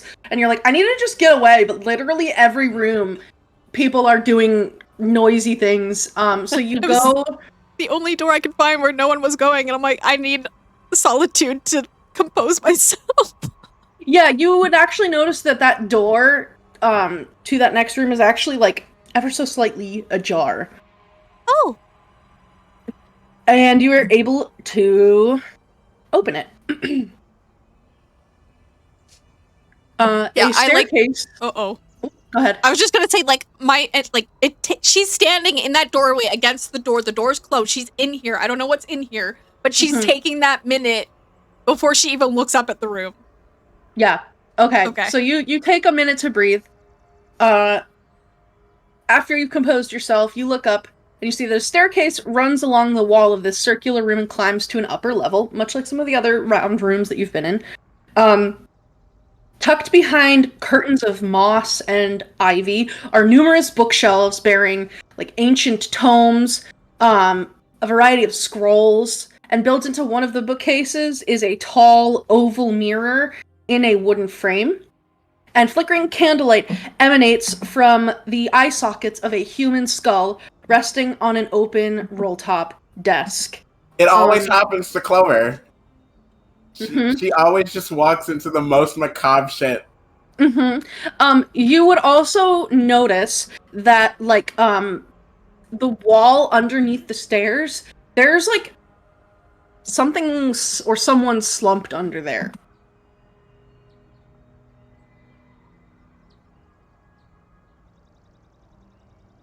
Can I, like, inch my head around the corner to try and get a better look at who's under there? Is it a kid hiding? You sure can. And as you enter into the room and peek over, you see a familiar frog-like face. It's Bavlorna Blightstraw, the hag from the swamps. And she is slumped against the wall underneath the stairs, just like head hung, like kind of just like staring at the ground, like blinking one eye and then the other occasionally. Her skin looks so dry and cracked, and she's just sitting there with her mouth agape, like kind of looking like she does. And you kind of just hear her like mumbling to herself. Remind me again what I need from her. What we think I need from her. A shard of the present. And there's a mirror. Well, so you roll a history check. Oh boy. Nice. I'm gonna risk it. Oh, 21. Yeah, I'm so actually gonna get my real dice though. You remember when you guys tried to kind of like fight but not fight, Bavlorna, she had this like staff that had these like shards of glass Oh, right. Yes. that like hung from it. Mm-hmm. And you think that might be like what that was referring to? Okay. Thank you. Is that anywhere in, like, is she holding it? Is it near her? It's like on the ground beside her. Oh. Okay.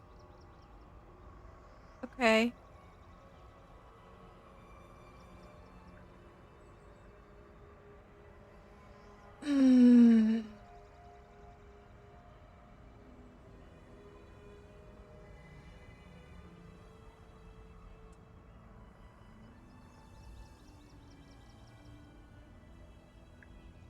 Oh, what do I want to do? I should roll for this because this could fuck the party.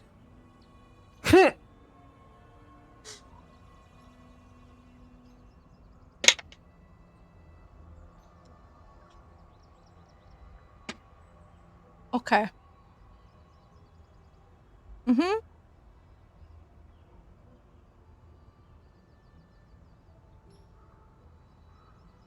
Yeah, I'm gonna do it. Is it within her reach?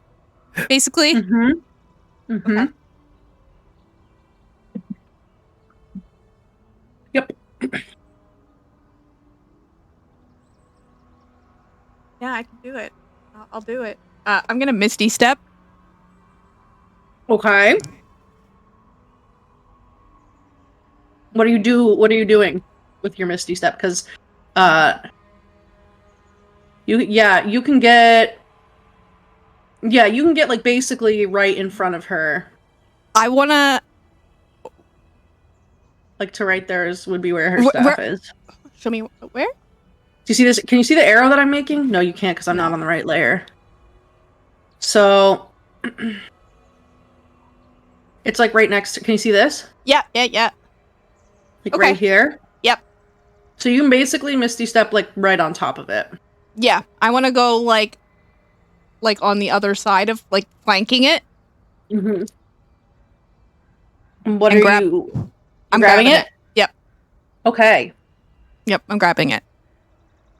Mm-hmm. You grab her staff and she just kind of like one eye like slowly rolls up and looks at you. And she just like, ugh. And like hangs her head even lower.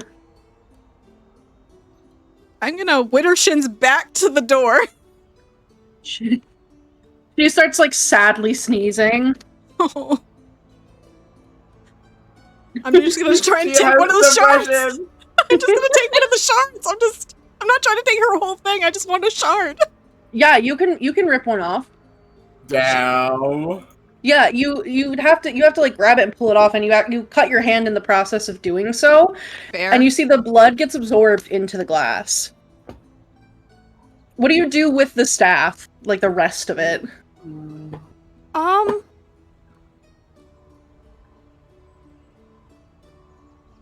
Let me roll for it. Trying to think. Okay, yeah. She's panicking. But her first instinct, because of Ego's past, I go straight to Ego. I just turn and go out the door. I'm holding the shard with one hand, the staff with the other, and I'm bolting to go find Ego. Okay. Oh my god, grab the 5 minutes of... She literally just saw this girl like laying down. She's like, I have no more reasons to live. And then this tiny fucking fairy just bamps in and is like, I'm taking this, and then leaves. gives her an allergic reaction.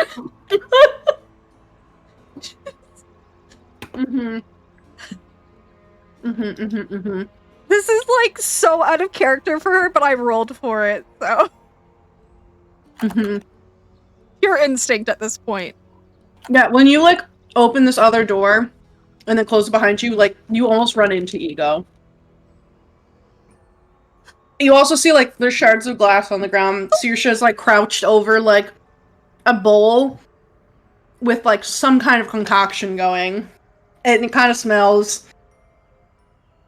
But she looks very proud of herself. Clover looks scared. Like, her fight or flight, like, both activated at the same time. And she's still, like, adrenaline rush and just shoves the staff into Ego's hands. Yeah. So I love that people just hand Ego things. So Ego goes from holding, because they're like holding this broom that they've been carrying everywhere, and then they just go, that gets shoved into their hands. So now they're holding broom in one hand and staff in the other. And they're like, I have the shard. thank you. It's Bevora. She's in there.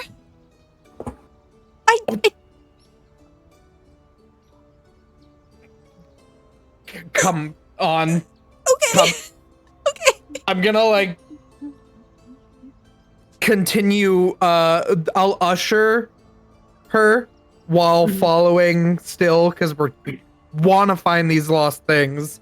So Pig starts going into that room with Bevorno. Oh, we can't fight again. We can't fight again. Where is Dawn? Well, one second. Nacho. Okay.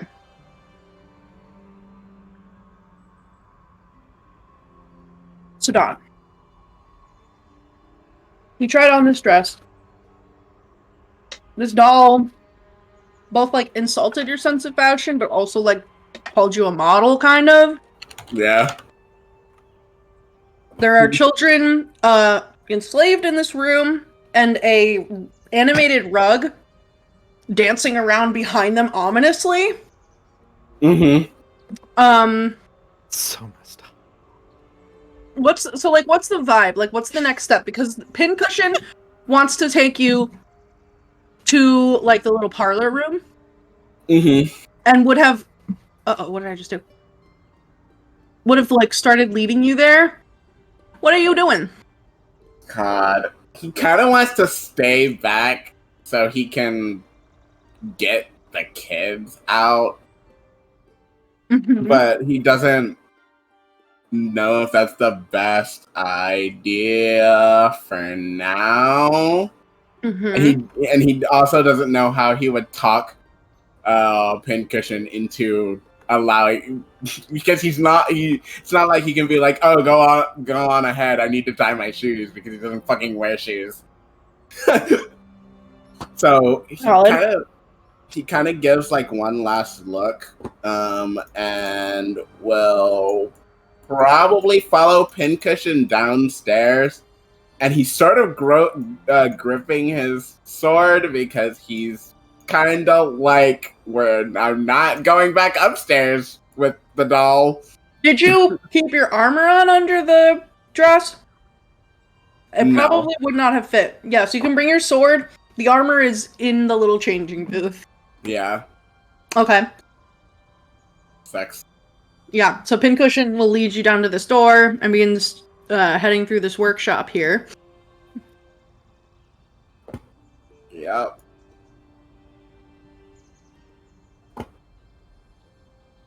And they are just, like, prattling on to you about, like, how, like, they, they should be, like, a professional fashion designer for, like, all of the courts, and make the most, like, terrifying and glorious outfits for, like, the kings and queens of the Fae, but they're stuck here making fabric with these stupid children that they would much rather be, like, making fabric out of the children's skin, but they can't touch the children because they will vanish if they get hurt. Yeah, I heard. Yeah. And then they will lead you into this room, open this little, like, curtain thing, and take you here.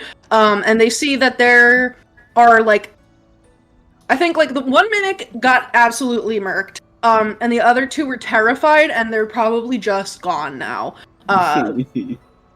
Because because they were effectively knocked unconscious, but like they fled.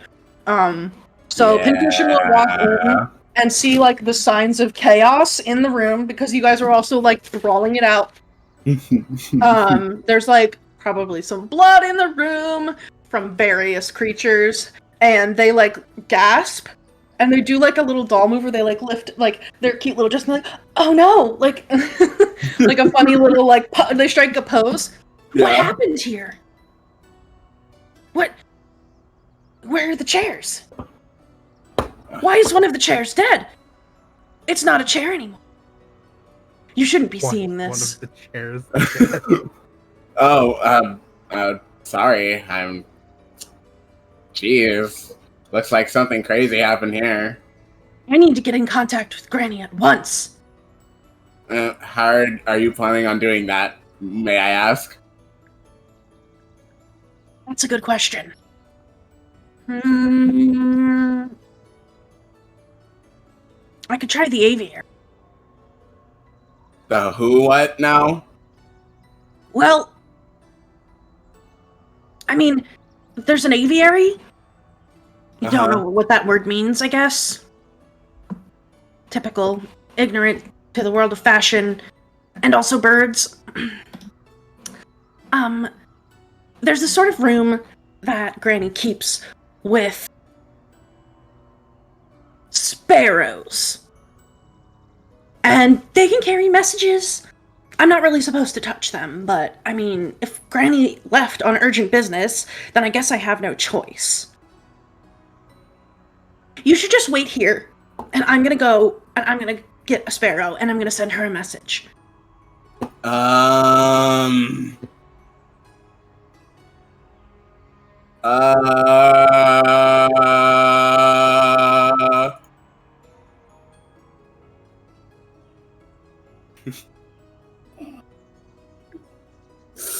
This is just getting better and better. He's gonna grab his sword and he's gonna smack the doll with it and cast Ensnaring Strike. Okay, yeah, roll for an attack. Yeah. This seems You would have like advantage because this is like a surprise kind of... Yeah. Right, you get advantage for a surprise attack, right?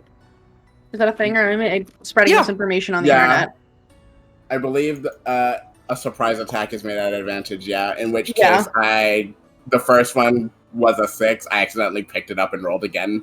So, I'm glad I got an advantage. The second one is a 10 on the die, plus 7 for 17. Yeah, that's gonna hit. That'll hit, yeah. Alright, they need to make a strength saving throw. It's a doll. I'm sure this is going to be very impressive. Actually... oh, hell nah. He dodged it. 18 minus 4 for a 14. Okay, so they fell. My DC is 15. So they will take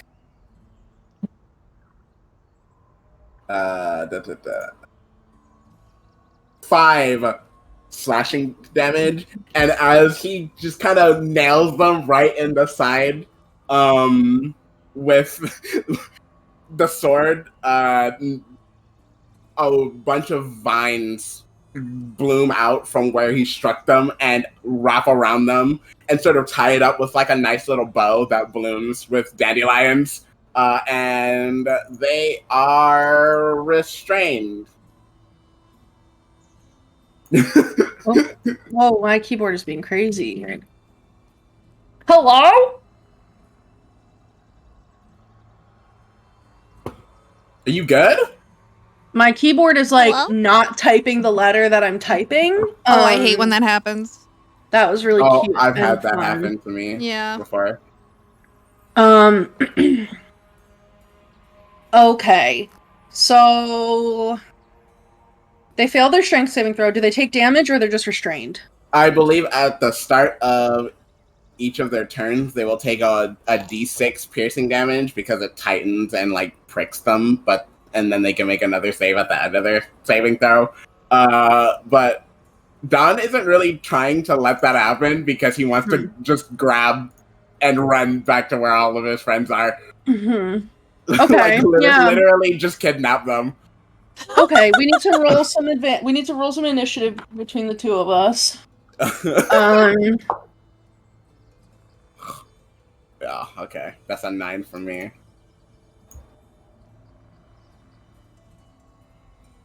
Everyone? No, I Or believe just him? Just Dawn right now. You said you got a 9? Because I know we were like moving there. Okay. Yeah. Yeah, we're gonna be like getting there. In a moment. Okay. Oh boy, choices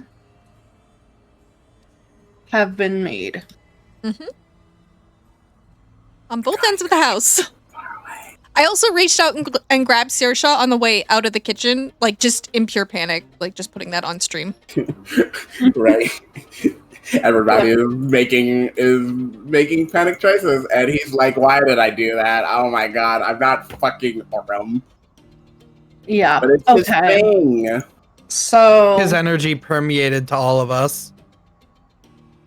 No. This is what Jamie left behind. I don't know what you're talking about. I'm making great choices. That's true. You're just exploding glass candy. Mm-hmm. But she's doing it solo, so it's okay. There was nobody in the room, and nobody got hurt. It's fine. So restrained, its speed becomes 0. It has disadvantage on dex saves. Attacks against it have advantage, and its attack rolls have disadvantage. And Pincushion will be going first. And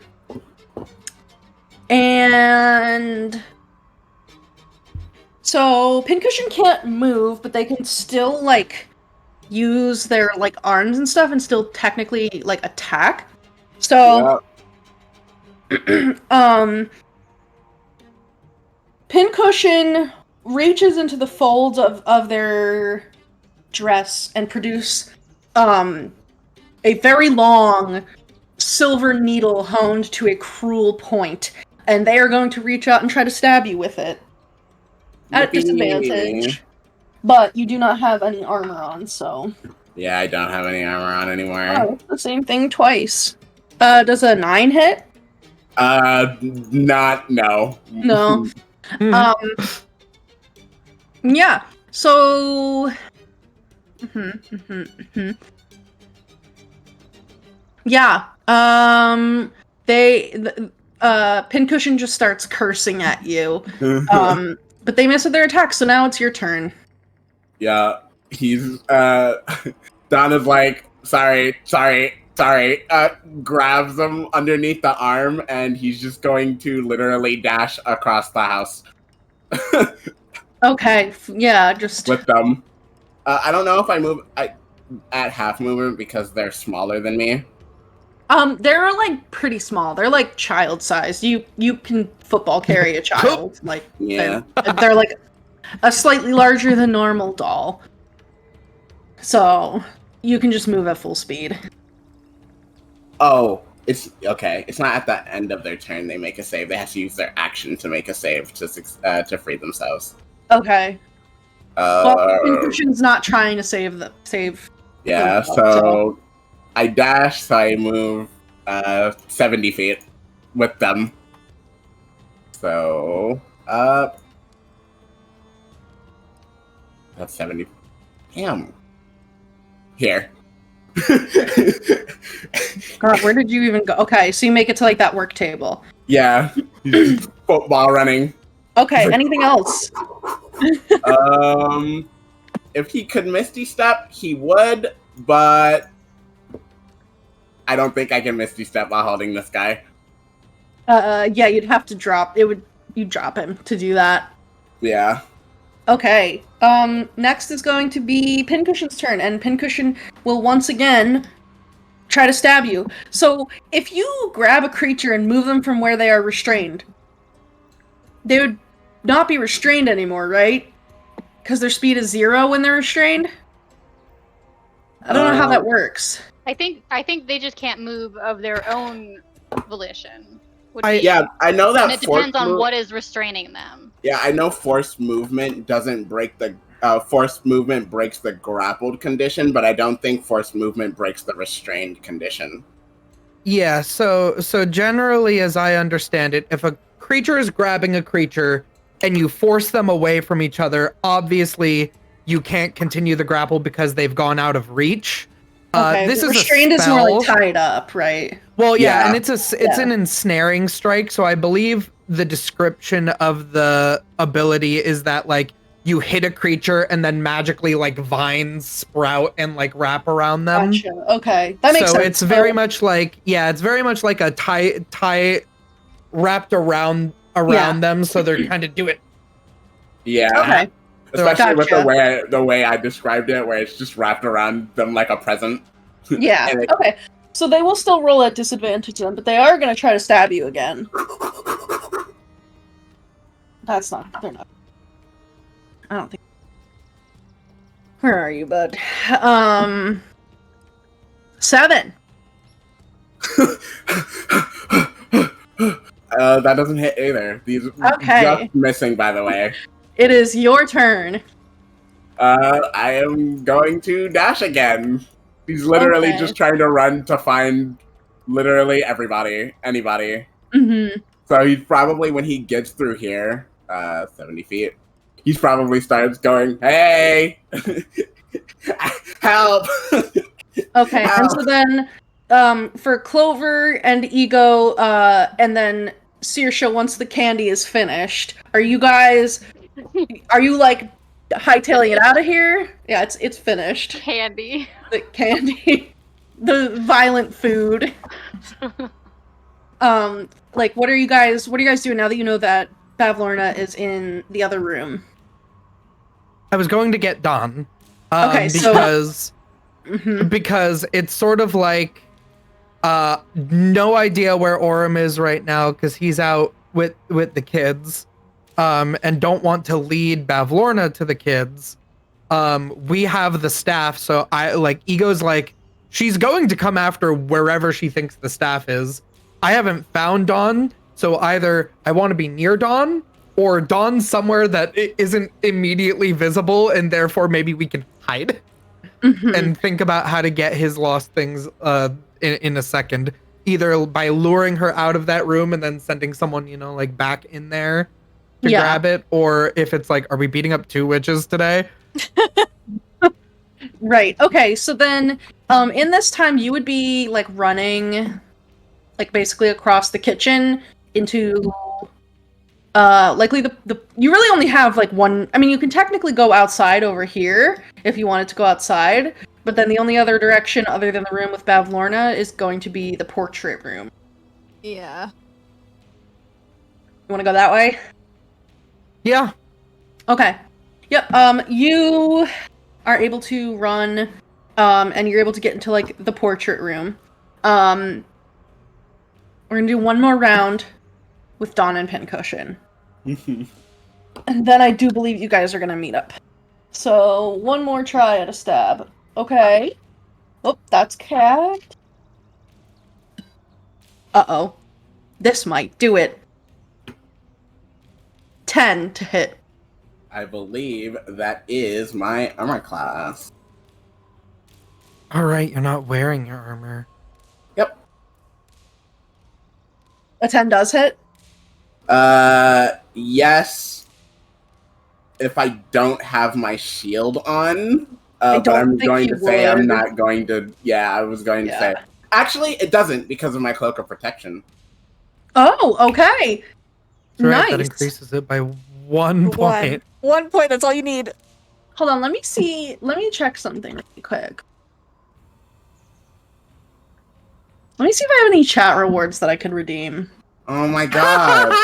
Oh, you know what? Wait, I have a nat 20 in here that I never redeemed from November 30th. Why? Here, I'm gonna redeem that now. God damn it. Alrighty. You know what? We're gonna just do that. I'm gonna nat 20 you, so you take 2 piercing damage instead of 1. Oh! That It's was over for me. you're a real monster for that one, Vic. It's over. It's over You for take- me. critting him for 2 damage when no one is here to help him. Yeah, and you also, in addition to the 2 piercing damage, would take 8 necrotic damage. And I need you to make me a charisma saving throw. Okay, it's actually that Okay. was actually kind of got kind of worse. 3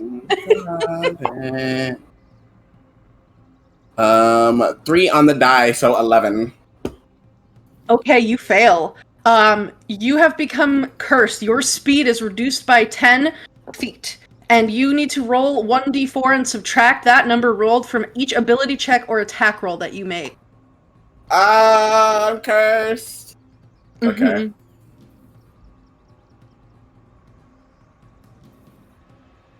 You got it. Okay. So then it would be your turn. I'm gonna dash again, and instead of moving 70 feet, I will only move 50. Yeah. Sorry. Where is the channel that I'm looking for? There we go. He's just bursting through this door. Yep, so you burst through that door as Ego, you are also like midway across this room here. And you would see Dawn is wearing the most horrific dress that you have ever seen, but there's also like it's kind of artistic but disgusting. Bows and frills and ruffles and laces everywhere. You don't know how he can even like move in this thing because it just seems so heavy and constraining. And there are these like little red bows and these like little red beads that have been sewn on it to look like blood drops. I'm gonna put like a general Lolita dress into the maps handouts pics just because that's the closest thing that I can find. But yeah, so Dawn is there wearing a dress, holding a sword, and football carried under his arm is a doll, with a silver needle that it like is just pulling out of like in between Dawn's ribs. We've made a new friend. Ow. So now everybody can roll initiative. At this point, we'll filter the rest of you into this. Because choices have been made. Okay. Clover's a 16. And then for Ego and Saoirse, you can just give me your numbers. Or 21. Okay, I see that. 21. Ego, and then Saoirse. 12. Classic. Mm-hmm. You love to see She's it. here vibing. She's literally skipping and humming because she's really excited about this candy that she's made. So Yeah. and she has no idea. It's, you know, the candy's like kind of sparkly because of the glass shards that are in it. Okay. At the top of the round, Ego, you are quick on the draw. You've been looking for Dawn, you found him. What would you like to do? That's such a great question because Dawn is not technically fighting this thing, but it did just stab him in the ribs. Yeah. So first off, my hands are full. Does Bavlorna's staff, can I feel while holding it if I could use it as a spellcasting focus? Yeah. You are a hexblade, so you can. Okay. I think Ego is going to... Ego doesn't really swear a lot, but Ego is going to be like, okay, actually, what the fuck?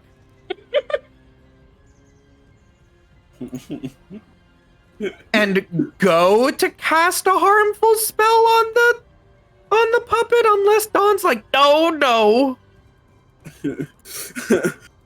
I feel like Dawn is kind of conflicted on that, so he kind of like grimaces. All right, so Ego points Bavlorna's staff. It starts to form just their simple Ignis spell, but seeing as Dawn is conflicted, I'll take Ego's high initiative as like, all right, I can kind of like adjust this and change what I'm gonna do. I will instead cast Phantasmal Force. on the doll, Alrighty, which what is do you an need me to do? intelligence saving throw, DC of 16. Uh-huh. I don't know. I don't know if they're gonna get it. That's cocked. Holy shit. Okay, so they have a -1 to intelligence saves. I rolled a natural 19 on my cursed die. So that is an 18. I'm sorry. I will silvery barbs it as well. Okay, so I roll with disadvantage. And then I will give Don advantage on his next check. That's a 2. Natural 3 on the die. Awesome. So they fail.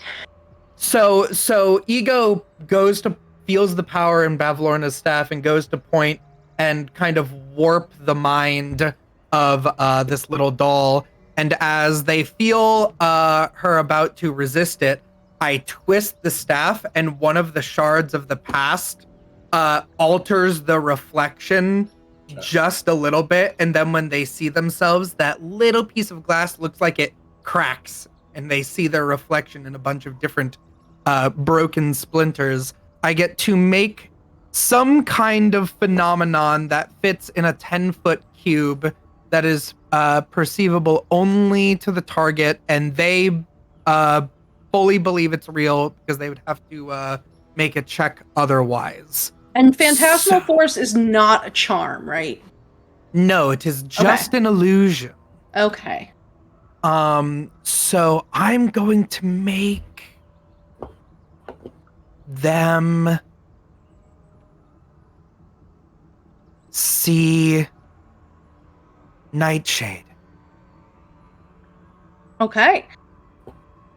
Yeah, so the little like shard of the present on the staff flickers a little bit of light into the doll's eyes. And you would see that there's kind of this like bubbling, like as the light hits them, there's these like green swamp bubbles that like pop over their eyes.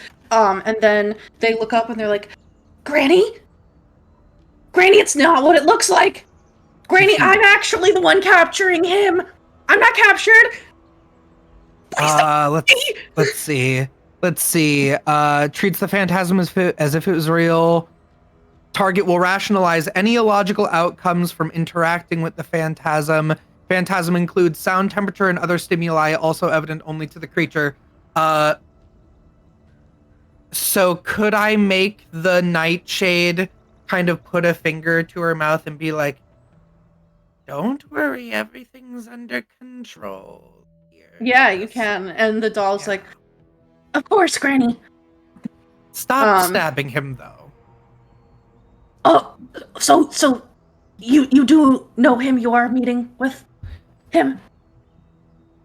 Ego is basically like tilting the staff back and forth, which is making the light no one else sees what's happening. Sees it. There's a one-sided convo. This doll is just talking to somebody, and it's like, yes, stop putting up such a fuss. Okay. Chill out. Alrighty. You're making my key turn. Goddamn. Is there anything else you would like to do on your turn? No, that's 2 spells in 1 turn. Ego's Oh. Alrighty, so the next up is gonna be Pincushion. Yeah. Pincushion will drop their needle, because they were told to stop stabbing. And Pincushion will quietly sit there in Dawn's arms. And that's its turn. Clover!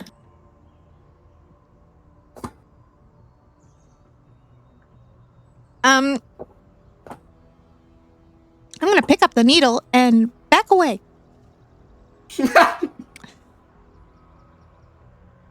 You can do so. And Dawn, are you okay? What's happening? It's my thing. The lost thing? Yes. The doll? I think so. Well, the body, not the guy. I got the shard Okay. of the present. I Great. have her whole staff. Yeah, Oh, where yeah, did you that- get that from? Bevlorna's staff, yeah. I got it from Clover. Clover, where did you get that from? Lorna. Saoirse's here. I made candy. Everyone is just in this like Mexican standoff. Like, what are we gonna do? Literally no idea what's going on. She has no context for any of this. You're like So she's you're just like a you know. you're like a pleasant Faye Kramer. Keyword pleasant. But yeah, so you pick up the needle. Anything else you want to do, Clover? Good question.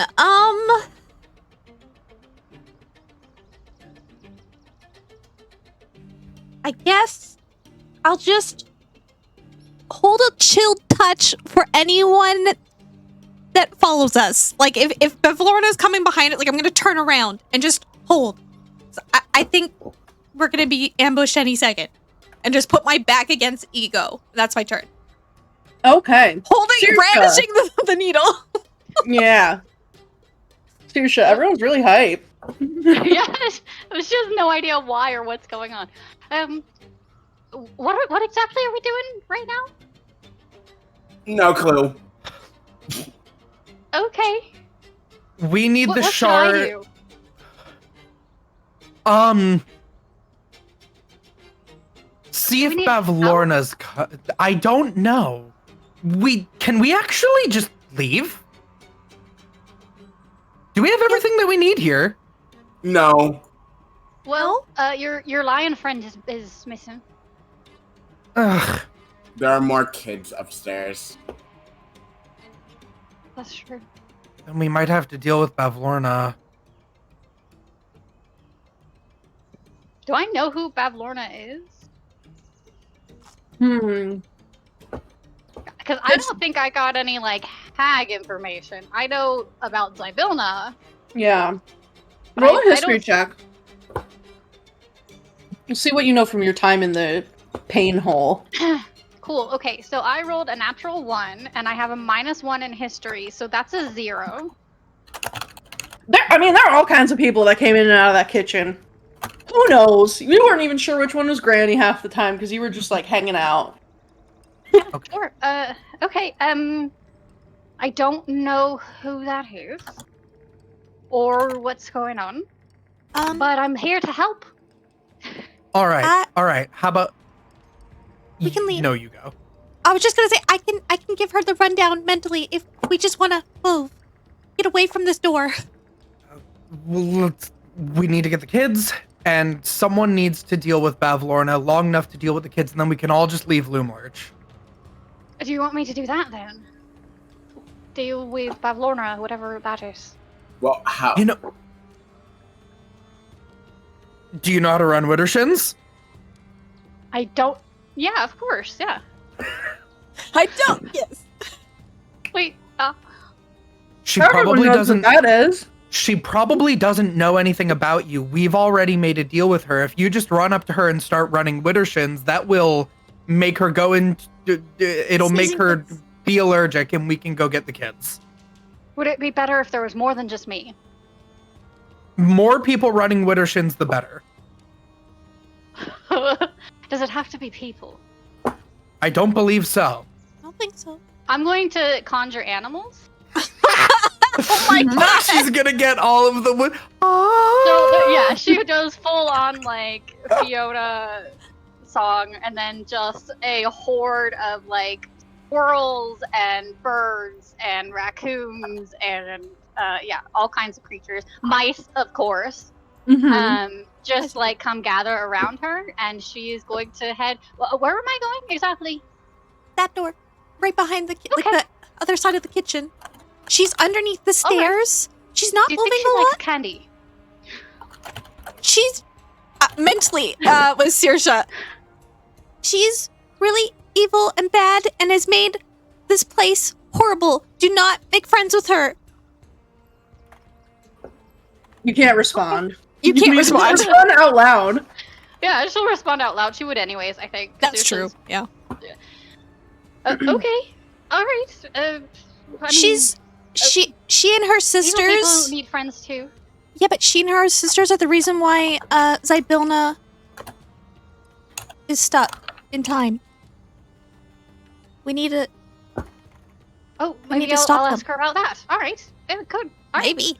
Good plan. Let's go. Okay, bye. The horde of animals follows her. Yep. I'm assuming you went for the eight creatures level of Yeah. like little forest dudes. Yeah. So yeah, you I and mean, yeah. your posse can start heading in the opposite direction. And I will direct all of them to run with Urshan. Yeah, you would see Once we get that into the room. the little zombie girl Sow Pig is just kind of like wandering around the kitchen and like being creepy. I mean, sometimes that's just how people are. Yeah, so you're able to run past and get to the door. What's your movement speed? I don't know. I think it's just average. Yeah, 30. Like 30? Okay, you can get into the room if you want. Yeah. Alrighty. Yeah, you could get like right there.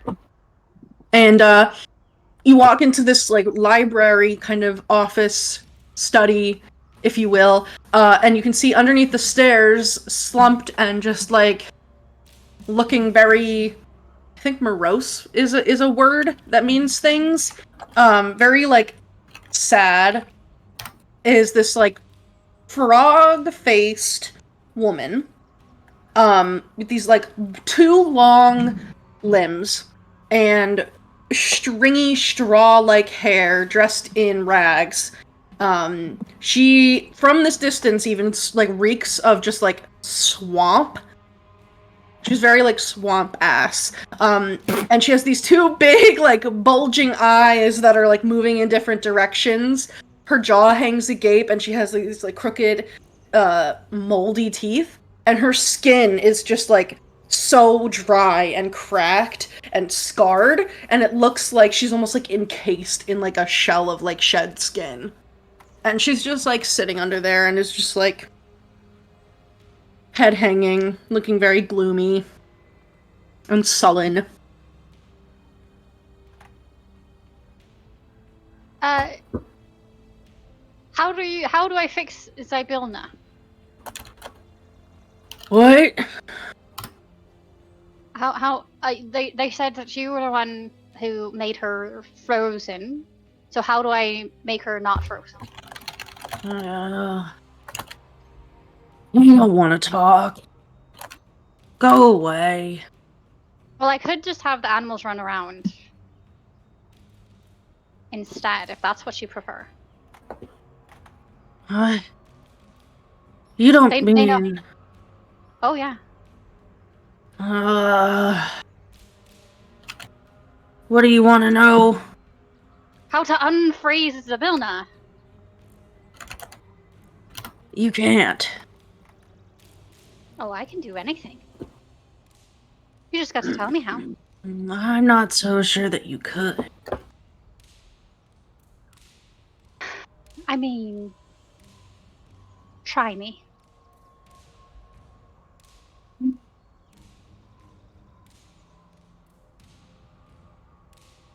Well, I really need her to help me find my true love, you see, so she needs to be not frozen for that. I mean, you don't need her to help you find your true love. I do, though, yeah. I could just help you with that.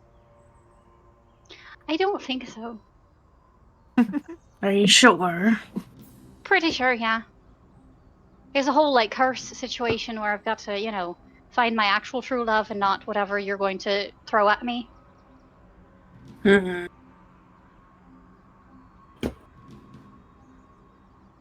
But I appreciate the offer.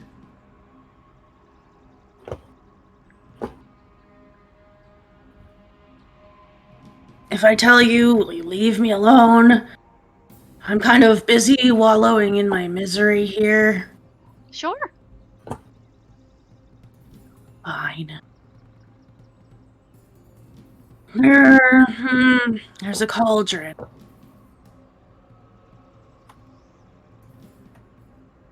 And the cauldron keeps her frozen in time.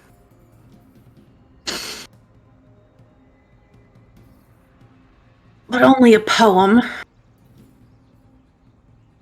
and a unicorn's horn can stop the magic. Okay, that's good. What's the poem? You didn't ask for that in our deal. Oh, we didn't make a deal. Oh, I agreed to help you, and you promised to leave me alone. Very well. I'll step out of the room so that she is alone in the room, and then I will ask her, where's the poem?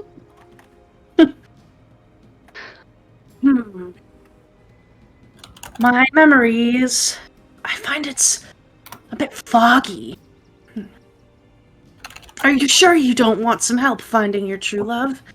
It's I'm very gonna easy. send one of the squirrels into the room and have it start running with her shins because I can't go in there, but the squirrels can. That's true. You got her. Yeah. So the squirrel goes in and starts running counterclockwise, and you immediately hear sneezing, and she's also like in between the sneezing, being like, "Ow, stop, ow!" And there's just like sneezing. So we're gonna put a pin in that right there, and we're gonna go to Dawn for his turn. What would you like to do, Dawn?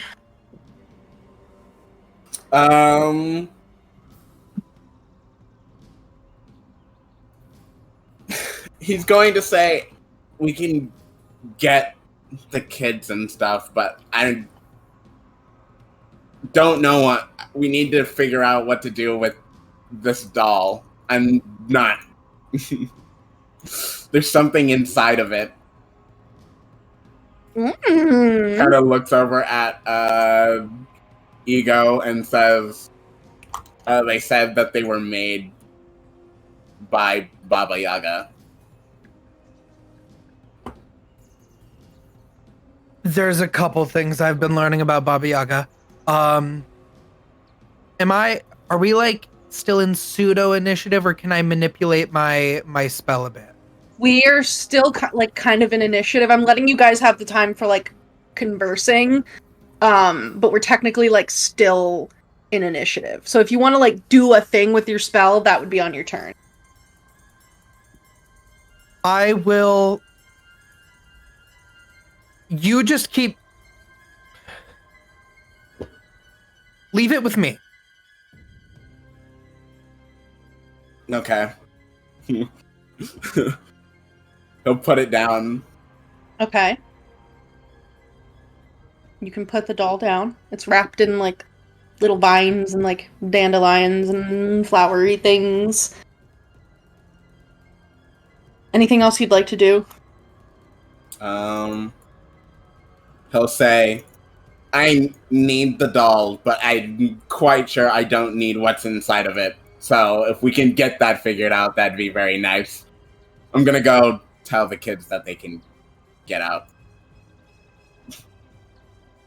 Okay. And with that, we're back to Ego. Okay.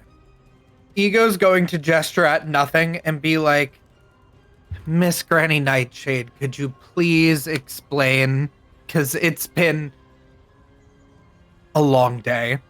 And I'm gonna kind of like tilt the staff back and forth. And my Granny Nightshade's going to be like, yes, they've helped me with a couple problems, namely my sister. You see that he has my sister's staff.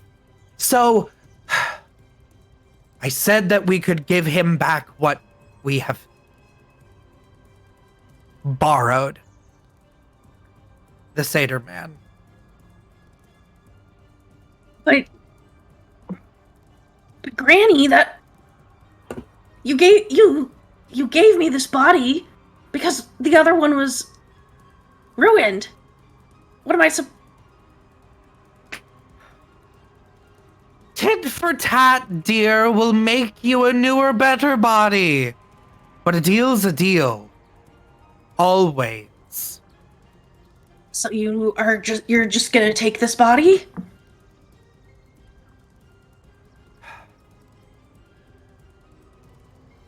Kind of a bitch. Yes. Okay. Anything else you want to do on your turn? It technically says in the spell that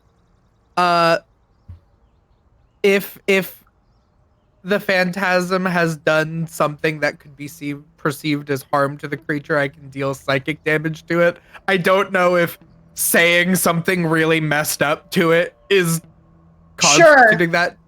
Yeah, go for it. You're telling it that you're basically gonna make it kill itself for the doll body. So go for it. 3 psychic damage. Okay, yeah. The doll just kind of like shudders a little bit. It actually is resistant to psychic damage, so it just takes 1, and it just kind of like, yeah, little shudder. Anything else? Since Ego is manipulating, Ego will be like, unless there is some other way that we can all get what we want. I think I might know something. And with that, it'll be Pincushion's turn. Dawn, I need you to roll me a charisma saving throw. Oh boy. At advantage, because if it's a magical effect, that is. It is not. Damn, This is not magic. No. Well, minus the d4.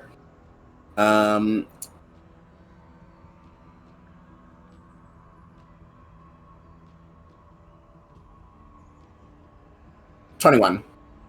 Okay.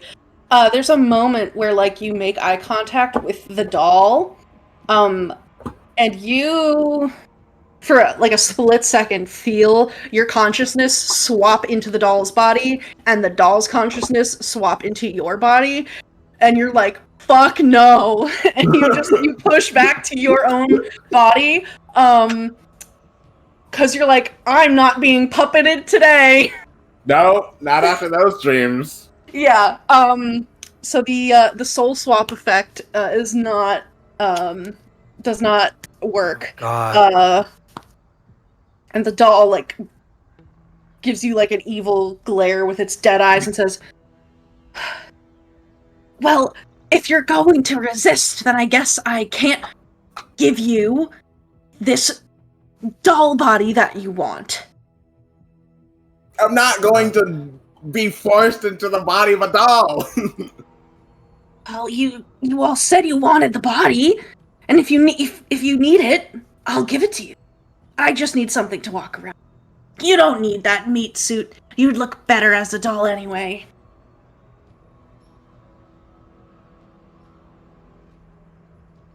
And with that, Clover. I can't destroy it though. What do I do? Yeah, Does one of us have to swap with it?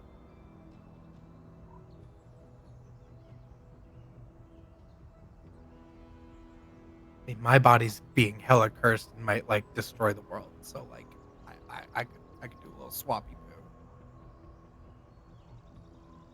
But I don't.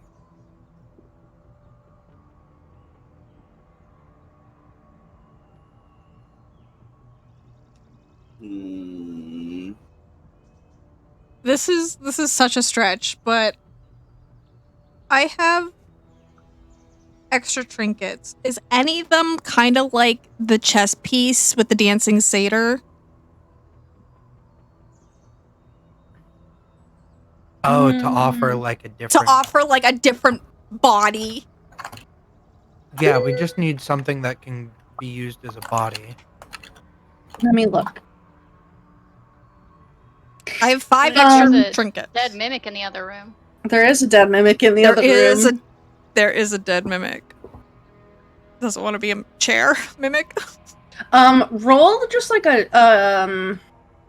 D100 for me. boy. So, just for visibility, if you roll anything below a 90, none of your trinkets are what you would need for like a body. If you get a 90 or up to 100 in that range, then you do have something that could be a body.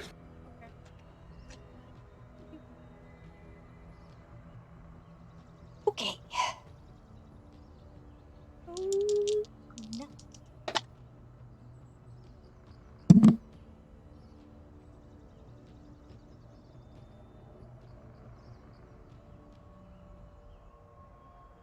Picture. I 94. Nice. Okay, yeah, I'm not even. That's awesome. So you have a little pixie plushie that sings when you squeeze it. Oh, I almost don't want to give it up. But yeah, okay. But yeah, you've got that. I will present that as an option. Can I try to persuade this thing? As my action? Or Yeah, would that be go next for turn? it. Roll a persuasion check. This is going to be at disadvantage, though. Okay, yeah, that's fair. Ooh, okay. With disadvantage, it's a 16. Okay. It's 5 so plus 11. Pincushion looks this doll up and down and is like, ugh, that's so tragic. Ugly. I mean, It is small, though. and it could be temporary. We could find you something better in the after. There are other, like, there's the big scarecrows out back. Maybe one of the tin please, soldiers. The tin soldiers are idiots, and the scarecrows have no sense of style, but the doll I could work with. I could wear doll clothes, the smaller kind. You could.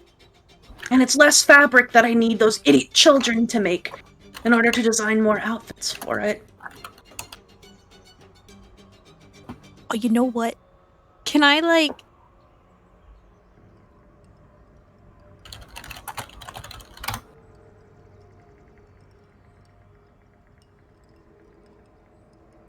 I'm gonna, like, try... I don't know if you'll let me, because this is kind of past the point. Could I use my inspiration to, like, push... Could I use my inspiration to push, like, the persuasion over? You don't need to. Okay. Yeah, you did it. It was a DC 15, so... Oh, okay. Yeah, Pincushion takes some time to, like, deliberate on this and is like, alright, fine. I don't know what's so special about this body. It suits me just fine. I need my needle back.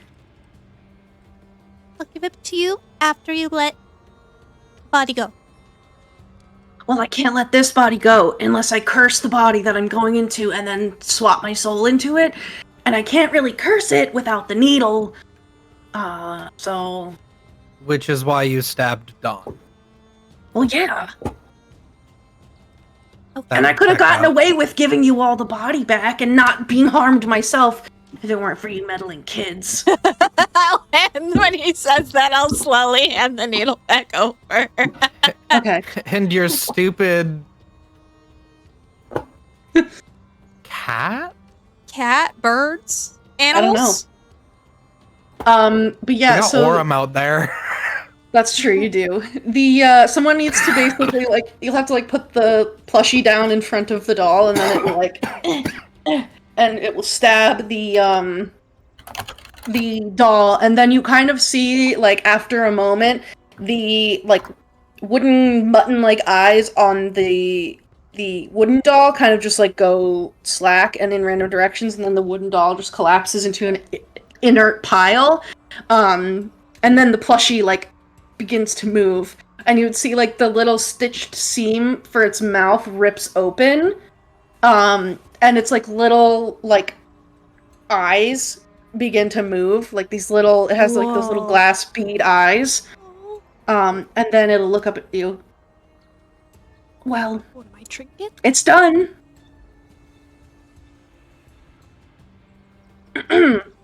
Now we can kill it. What? I'm joking. 1 second. And it, like, punches itself in the stomach, and you hear the little, like, song that the pixie makes when you squeeze it play. And then at the end of it, it, like, kind of clears the throat and says, "Yes, darling, I think this body will work just fine." Oh my god. And it's, like, in the voice of, like, the little singing pixie. "You can take that That works. trash. I am about to be the next icon of fashion. Every plane of existence will know my name, and everyone will be clamoring for my designs. Is this alright now, Granny?" Yes, this is acceptable, dear. Now, all of you, please, don't bother me anymore. Come. We leave. I want some tea. "Yes, Granny, at once." And the little plushie, it's like literally like, it's like this big. Ego's literally moving the like staff and like talking out the side of their mouth like that. Yeah, they will, you can like lead them into the kitchen, and like, Pincushion is now like, so tiny that it has to like climb the cupboards, which have been pillaged by, between Saoirse's cooking and then Elkhorn going through and looking for their stuff before. And so Pincushion is like, why is there glass everywhere? You know, I could use this in the dress. Granny, a moment, and like it begins like sweeping up all the little pieces of glass, but then eventually it'll go and start like making some tea. But yeah, you go roll an Arcana check. Oh boy. I'm also double checking how long I can keep this spell up because it's only a 1 minute spell. They're gonna be like, "Granny, where did you go?" I'm gonna add my d6. Go for it. It's always on Arcana checks. Okay, 17. Okay. So your mother never like let you use like her book. She would show you the spells in her book. But for a hag to like let somebody use their stuff is a big deal. And usually doesn't happen willingly. You get the sense that like if you were to basically like manipulate the magic of this staff, you could just keep the thing, you could just keep it going. You would either have to stay with it or like leave it there. Like you can't take the staff with you because then the illusion only goes into that area that it exists in. But like you could basically like break the staff and like broken record like have it just going. Now I make the decision of power for me now or smart move for everyone else. I know. Regardless, Clover took a shard. Yes. Right? She's been holding it this whole time, and like you would have seen like as she's holding it, there's like blood dripping down her wrist that then gets sucked up into the glass. Like and like her hand has this cut from holding this shard. All right. Let me see.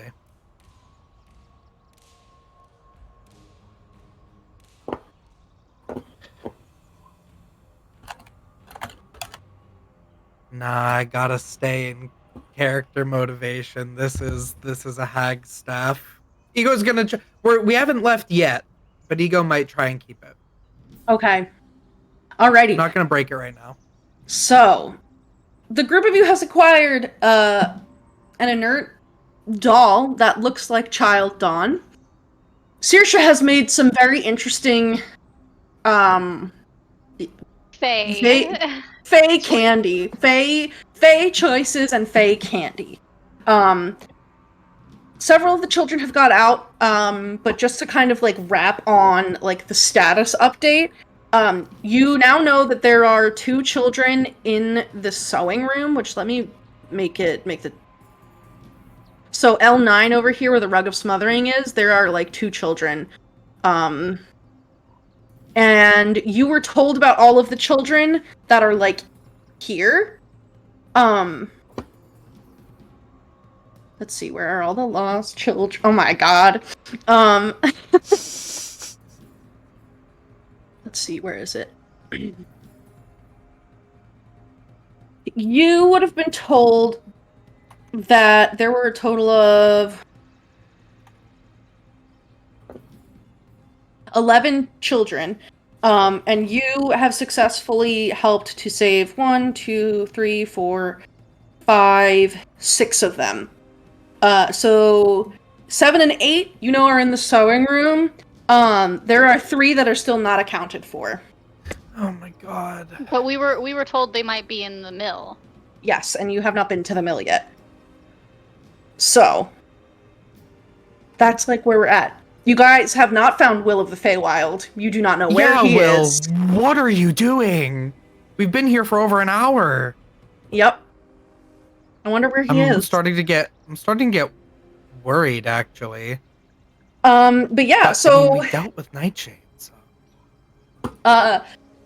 We leave off with that stuff, as well as Saoirse's animals slowly torturing Bavlorna, she's already lost the will to live. She can't finish it herself. I'm so sorry what we've done to her. No, I'm not. She's a jerk. She's a bitch. She sucks. The thing is, you're just really good at role playing an old lady that feels like she doesn't know what's going on. It's probably because that's like who I actually am as a person. You're like, let me just tap into my latent dementia that hasn't activated yet. Yeah, basically. But yeah, so and then Saoirse has found out that the things that are keeping Zybilna in place, it involves a cauldron, a poem, and a unicorn horn. But whether or not you get any more specifics on that remains to be seen, and we will find out next time on The Wild Beyond the Witchlight. Hell That's where we're gonna wrap for the evening. Yay! Yeah, early end. Yeah, early tonight. Drama continues. GG. Oh yeah. Well, hey, as always, thank you to my lovely players. Thank you to those of you who may be watching either now or in the future. Check out Little Dragon Corp.